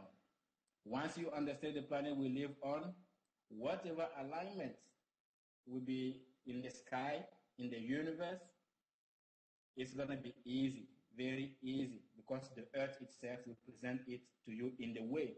It's going to be like very easy for you to get it. You don't need a machine. You don't need to build big computers. You don't need to build, how do you call it, those chips in the sky to go in the sky and learn all that. It's just a basic human being. We are from the nature. We are natural. We need to understand the nature. Once we understand the nature, not try to conquer the nature, but to understand it and work with it. But when we try to conquer the nature and then hope that, okay, yeah, from this we can go to other planets, conquer it, it's going to be difficult. It's still many things about the Sirius star cycle, about I know the system will call it Sirius B and Sirius C and all that. It's still many things that this modern society don't know about. And they will only be able to know about those kind of things when they are ready to really like understand the planet they live on. That's the first and maybe the first step to take into really approaching our knowledge, because we need to be honest with our knowledge. We need to be honest about our knowledge. So that's really what I would say. And it's not that we're not allowed to talk about all those kind of things. We are allowed to talk about all that. But you can't, from where I'm coming from, they say you will not cross over the snake and go get the stick to come back and kill the snake. You don't want to do that. But by the time you cross over the snake to go get the stick and come back, maybe you find the snake there. Maybe the snake will bite you by you trying to cross over it. Or maybe by the time you come back, the snake will not be there. So let us go, be a little bit honest, apply some honesty with our intellect and our the way we looking for knowledge and reach it with, how do you call it, with a good, in a good way, where the nature itself will be happy with us receiving that knowledge. Big Boy said something very important. I don't know if people thought about it. I've been seeing it in the movies also, because the continent, Africa, is the only place those kind of natural disasters don't happen. If there is if there is a natural disaster going on in Africa, maybe it's just, they send the guns there for people to kill each other. Otherwise, we don't know. We learn how to master. We learn how to live with the nature in which we live in. So we try to live in harmony with it. And that's the reason maybe we don't have those kind of disaster and all that. Thank you. Okay, thank you, Irita. That's very beautiful, and I appreciate that.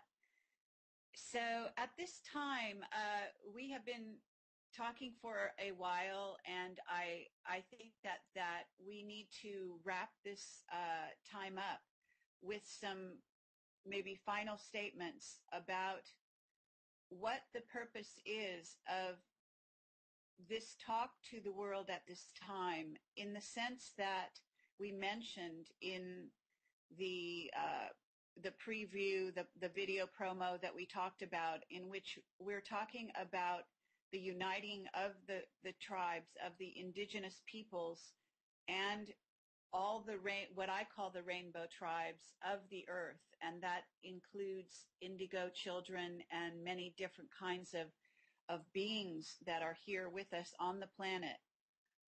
So it would be very nice if you could start to talk about the purpose of your visit to not only America at this time, because I understand the elders have sent you on this journey, Irita, but also to talk about where you are going now, because one of the things you were connected with me through Miriam, and Miriam is connected through the Hopi, and the Hopi are connected through the Maya, and and so it goes. And so the idea here is that we have been also asking for donations from people to make possible travel so that you can go and speak to other tribes and other indigenous peoples around the world, so that they too may come forward and speak to the world about their knowledge, so that the world can address this very crucial time that we're in. So perhaps Bikbai, if you could begin to talk about this purpose to this journey at this time. Okay.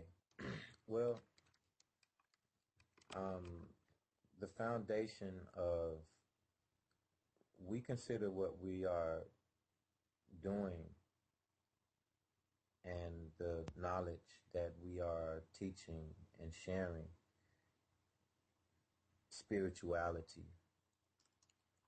And spirituality, it seems like the word is almost like a cliche these days, where it's being thrown around because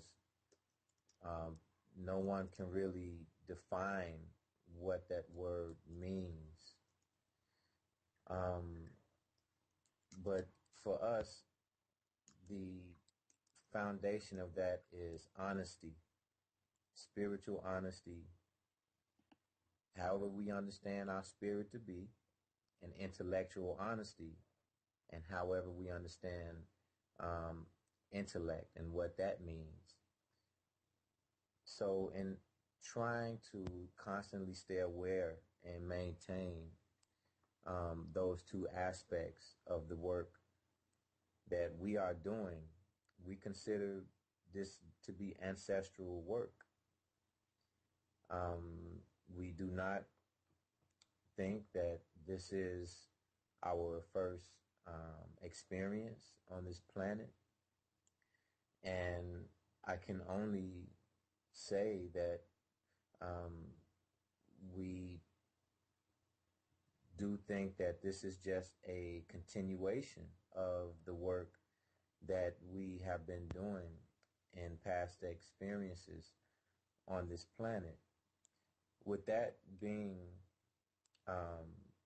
the thought, it would be very dishonest if I attempted to answer the question of what the purpose is, because it's still unfolding. I don't know what the purpose is. I'm just focused on being obedient to the traditions that I live my life by, and doing that work, which entails sharing this knowledge. This is something that the ancestors are very adamant about. They want us to share the knowledge. For anyone to get this type of exposure of this type of knowledge and to just keep it to themselves, apparently this is not what the ancestors want at this time. Now, I can project my own imagination and speculate on maybe why at this time these things are happening, but I think that would be being dishonest and giving a misrepresentation of who we really are we're servants of ancestors. We're servants of deities. We're servants of Ta, which is the earth. And the reasons for things happening now is so much bigger than what I can project personally. And when I said the ancestors are adamant about sharing the knowledge, we still communicate with our ancestors. This is one of the many traditions that were able to be preserved. It was the ability to communicate and to have a dialogue with the dead. And this is why Master Naba, the one that started all of this, he's still the one that still guides us and makes the decisions on the best decisions for us to go. And we do these things without asking why. We look at the results when we apply the knowledge. We look at the results, and the results, if they're proven to be great results, then the reason for those results become arbitrary. So I do understand your question, Carrie, and I am being as honest as I can with you. I don't know what the purpose is. I'm moving forward, just focused on doing the work, sharing the knowledge, and maybe in this lifetime, I'll see what the purpose is. I know what the goal is, but that goal may be it may be a very long time away from being attained.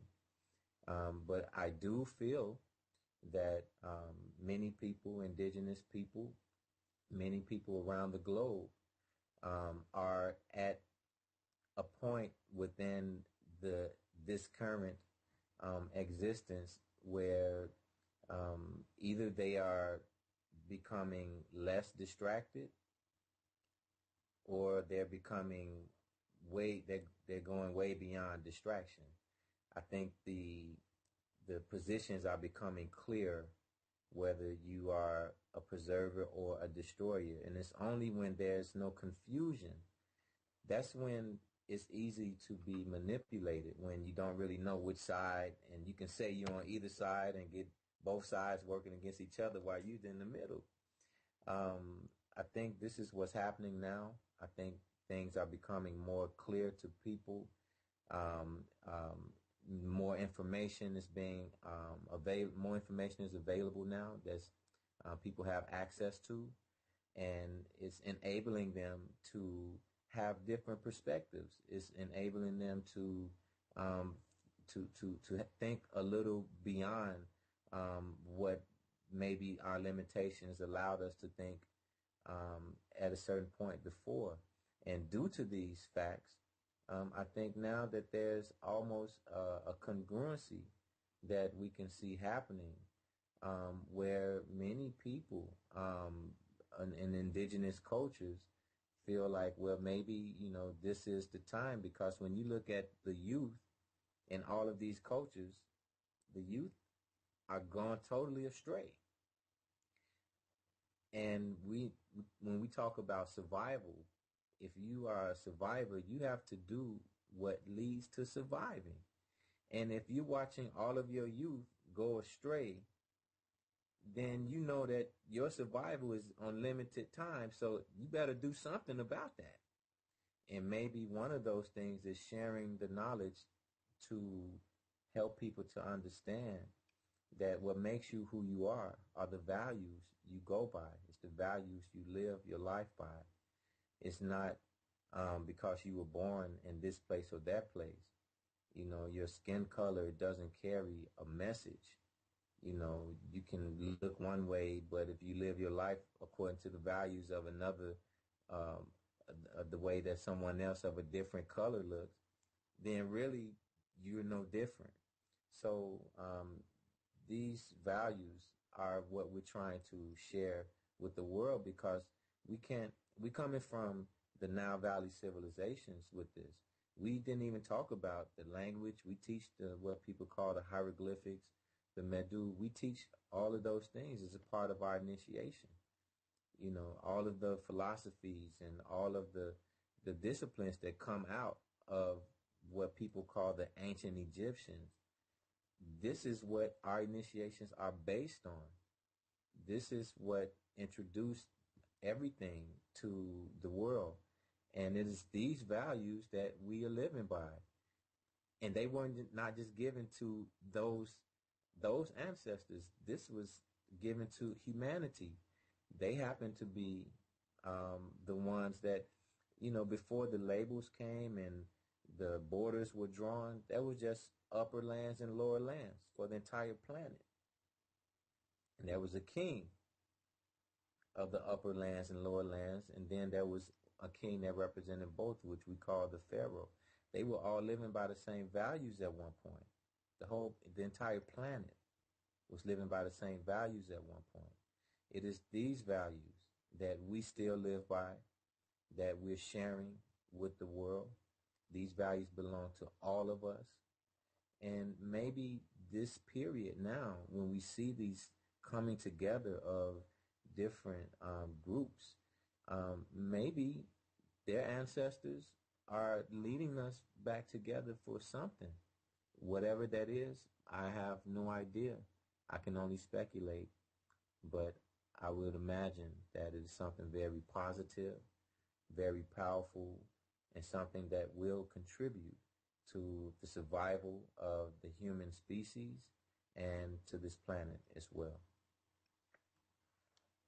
Thank you, Big Guy. That's very beautiful, and I imagine that's true as well.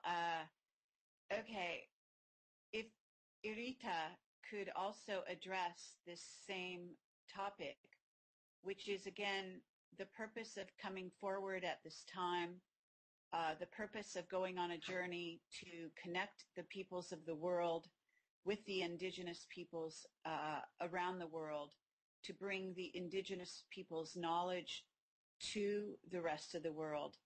Could you speak to this? Yes. Yeah, it's amazing.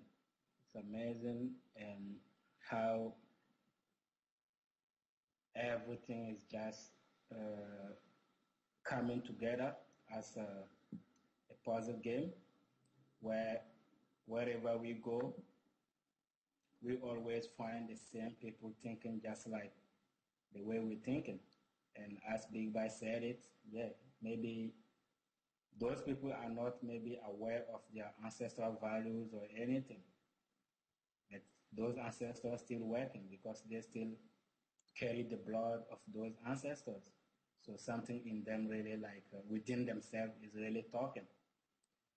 Yeah, if we look around, we will see that our so-called modern civilization have been really progressing, just trying to destroy any kind of idea of traditions, any kind of idea of spirituality.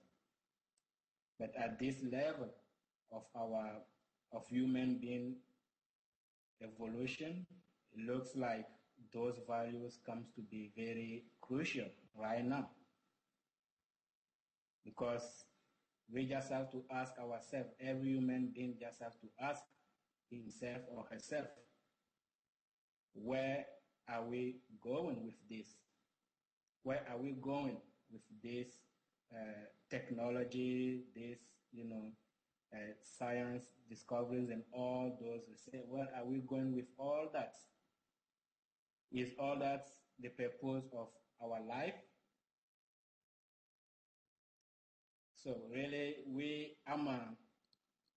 decided to really come forth here to talk in the name of our elders, in the name of our ancestors, and in the name of all of the indigenous people. Because there are things that have been going on, there are things that are here that no one really is talking about, or that no one is aware of. And they need someone to really do it, they need someone to talk about it, at least to begin. So we traveling. I left Africa to come to US. Someone did it before me. That's Master Nava, and I will take the occasion to really acknowledge His Highness. And really, he came with one goal. And that goal is not yet the goal of humanity, but that's like a part of what will bring the humanity to the first goal that humanity needs to direct itself to. So our goal is this. We need to be aware of our time. We need to be aware of our space. Whenever we live in our life and we don't have a time, we don't base anything on a time that is real, we're not really doing anything. We just being barbaric, as we can say it. Because time is a factor and space is another fact in our existence. So we want all of the traditional people. We want all of the conscious people. We want everyone who is really thinking about preserving life on earth to really raise their hands and say, yeah, that's what we need to do. Because there are many generations coming. Are we going to leave this planet in the way it is now for our future generations? And if that's what we're going to do. So that means those future generations to come will not have anything to follow, if not keep destroying it. So we want to really start putting those foundations. Yes, maybe the goal, we will not reach the goal in this lifetime. But we need to start putting the foundations for people to really keep them, start working with those foundations. And when the next generation will come, at least the generation has already a foundation that is there. So we've been working with the guidance of ancestors, as Hepu said, Big Bai said, and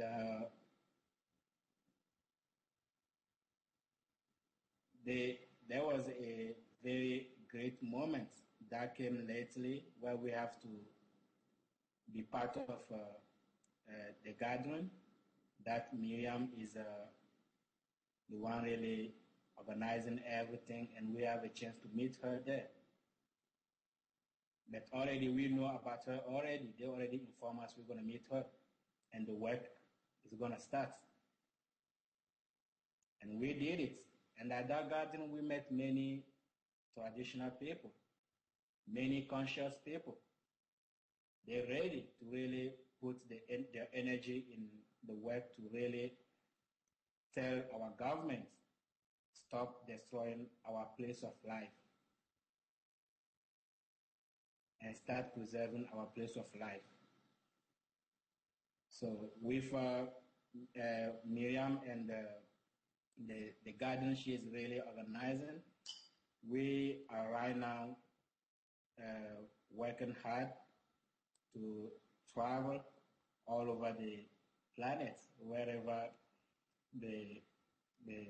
those indigenous or traditional people are, and go there and talk to them. Kerry, Miriam, Big Bai, Irita, we just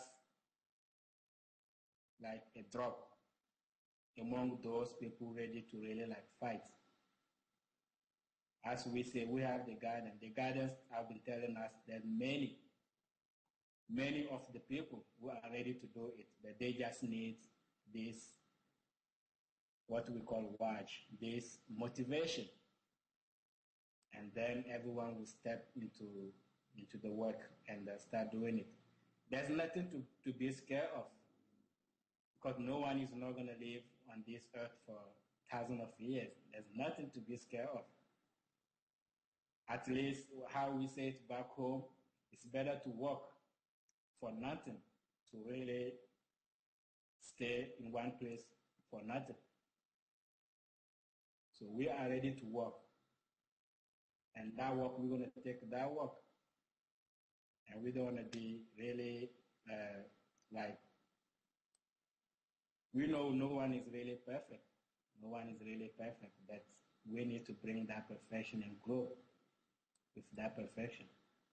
So people, all of our traditional people, all of those conscious people, as we said, the spirituality doesn't consider where you're coming from, what is the color of your skin, or whatever you're doing. The spirituality is just about honesty.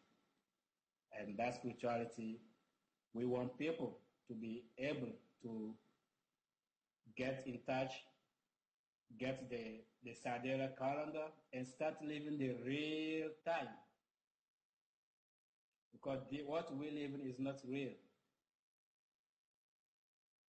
The sun's still up in Chicago here, but they tell me that it's 3 p.m., 3 at night, while the sun's still up. So we need to be aware of all those facts and live according to a real time, according to a perfect cycle. That's the only way we will understand what's going on within us and around us and in our environment. So we have the calendar. We want people to really reach out and get it, those traditional people. This calendar will present you the original days of ancestral ceremonies, the original days of deities and gods ceremony, the original days of rest where you don't practice any spirituality, the original days of days of spirituality when you practice your spirituality and what to do with all kind of based on the star, the Satis star, based on its movement, its cycle with the star. The system we call it star A, star B, star C. Based on this cycle, we have everything in order. The same thing that the traditions back home are following. Yeah, people say that the Dogon are following 5 days a week. No, we're following 10 days a week. We have 10 days a week. Even the Romans call it the Decan. They know about it. We follow 10 days a week. And that's what is there. All the spiritual things are there. It's only through spirituality that we can heal what is going on right now. So that's really like our message about my travel, about my journey, about whatever is going to happen next. As Helpu said, it's just going to be like a kind of, trying to attempt to really say anything on it. That we just follow the guidance, and with a group like, with people like you, with people like our listeners and all that, we really hope that that motivation will get into everyone, and we're going to do it. Because there needs people to do it. We just don't want to sit in our rooms and say, okay, we need to fix the world and sit in our room. There need people to talk, to come out, talk, and allow people to really grow. So thank you. And Carrie, if I may add something? Yes, please. Regarding the calendar, I know we didn't spend a lot of time on that, but that's something that is very important. The reasons that Edita just gave, and in addition to that, is our concept of time. It was set to where we knew at every period of the day which deity or which neter or which god, however people want to call it, there's an energy, a deity that governs that period during the day. With this being the case, when we look at the word neter, that's the only way we know how to say God is neter. But this is also the word that where we get nature is derived from that, which came much, much later, along with, thousands of years later, we came with nature, but the original word is neter. And so really, it's difficult to make a big, a differentiation between what we consider neter and the nature itself, because this is the domain of everything is in the nature.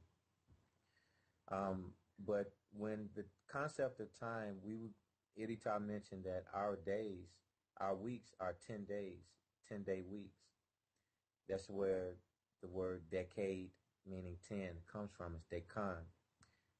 Well, every month there's a neter that governs that month. Every week there's a neter that governs that week. Every day there's a neter that governs that day. Every hour there's a neter that governs that hour.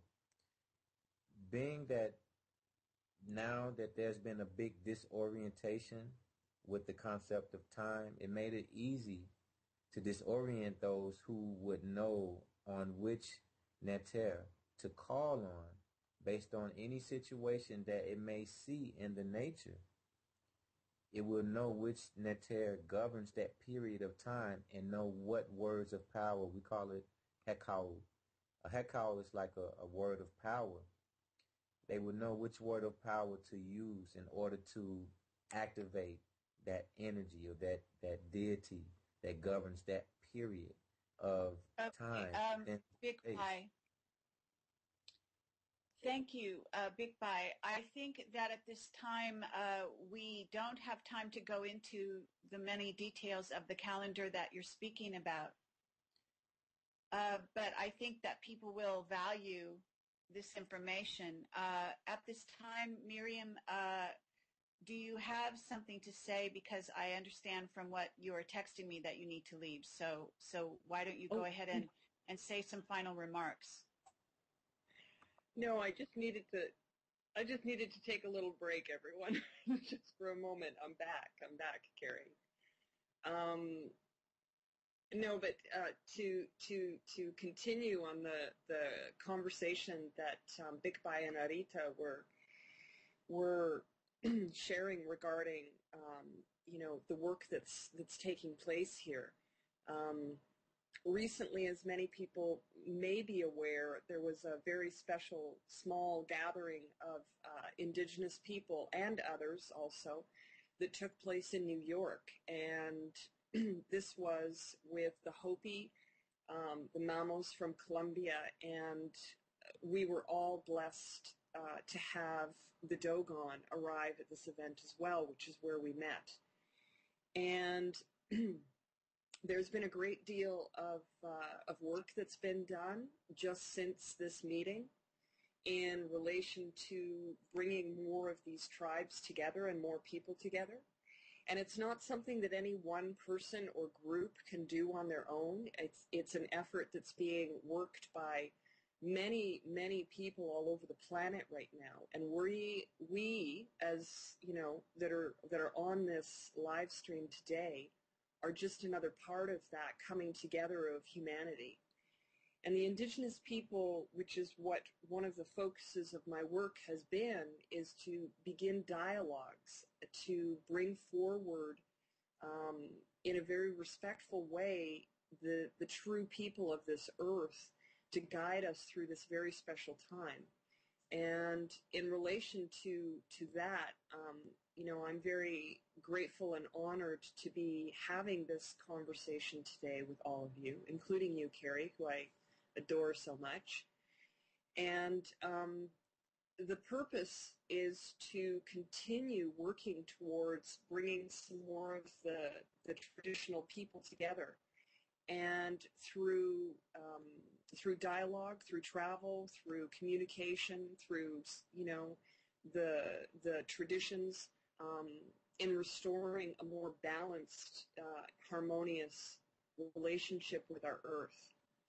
And so if anyone would like to join me on my website, it's bluestarprophecy.com. And for the Earth Center for the school that Erita and Bigby have been talking about, it's theearthcenter.com. So just to point out also that at theearthcenter.com, they have 2 magazines. One of them is for free that they put out, and these magazines have a great deal of insight and knowledge into the perspective of the Dogon way of life, and I highly recommend that everyone take a look at what it is that they're sharing through the schools in order to give more information to what it is that they've shared here. And just to say thank you to everyone listening, in recognizing that many of the people that have come onto the program with the live stream today really are focused with us in bringing back that harmony into the earth, and we're all working very hard together. And so thank you. Thank you. Carrie. Thank you, Miriam. Okay, maybe I misunderstood the text that you wrote me. But at any rate, we have been going for about 2.5 hours at this time. We are putting this out for other people to watch it. So we want to keep it to a manageable length so that they can take time out of their day to spend time watching this and in their own way participating at whatever time they have to do so. With this dialogue that we have started here, because this is just the beginning of a dialogue. Obviously, the Dogon have many things to teach humanity that they have brought forward, and we have many things to share with the Dogon. It is not just a one-way street. It's very important to note, in my view, that this needs to be an ongoing dialogue, that we begin as more conscious beings to take this responsibility upon ourselves to change the course of the planet and to change the course that humanity has been on. And one of the ways to do that is by uniting the various peoples of the world and bringing to the fore the secrets that they have kept hidden in various secret societies and tribes around the world. And as you come onto the planet, if you're very, very young, you may be bringing knowledge with you that comes from the people that you represent. And it may be a tribe known to the earth, or it may be a new tribe. And we call those sometimes by different labels, but I think it needs to be understood that whether they be called crystal or they be called indigos, that they may be of other tribes that you don't necessarily realize, and that they are not necessarily united under one label simply because Western society has found it necessary to group them under a certain label. So it's important to understand that we all bring knowledge to the planet with us when we come. Some of us have ties, some of them very deep ties through bloodlines to the indigenous peoples of the earth. And we share the same blood in some cases, and others of us have different kinds of blood. It's all one. Humanity is one when all is said and done, and we are here sharing this time on the earth with the planet Earth. And so the relationship and the unique understanding of the energies of the universe, of the earth, of humanity, of the plants and animals that are here with us, all of this is a very important dialogue to have and to begin to be more aware in your everyday life of these energy flows.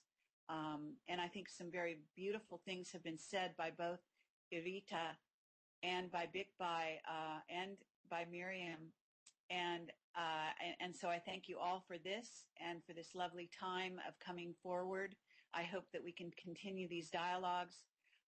We have put donation buttons on the page on projectcamelot.tv if you care to help them on their journey to go around and to connect with other indigenous peoples and to bring those peoples forward, hopefully in dialogues around the earth at this time, possibly even in venues such as this live stream event, will be made possible by your donations. So I encourage you, if you wish to support this effort, that's one way to do it. Of course, the other way is to bring this kind of creative energy into your own life at this time and to aid the earth in the transition period that we're all going through together. So I will say thank you at this time, and we will be signing off. I want to thank my technical team, Tommy Hansen and Zoe Quinn, who are always behind the scenes helping us to do these kinds of wonderful dialogues that we've been having lately on live stream. And the technology is what is making possible for this to happen simultaneously around the world, which is quite a unique thing that has probably never happened, at least this version of history that since the time of Atlantis, perhaps. So I want to thank you again, say blessings to all of you, and thank you for watching and participating in your own way and bringing energies to this lovely time that we've had to share our dialogue with the energies.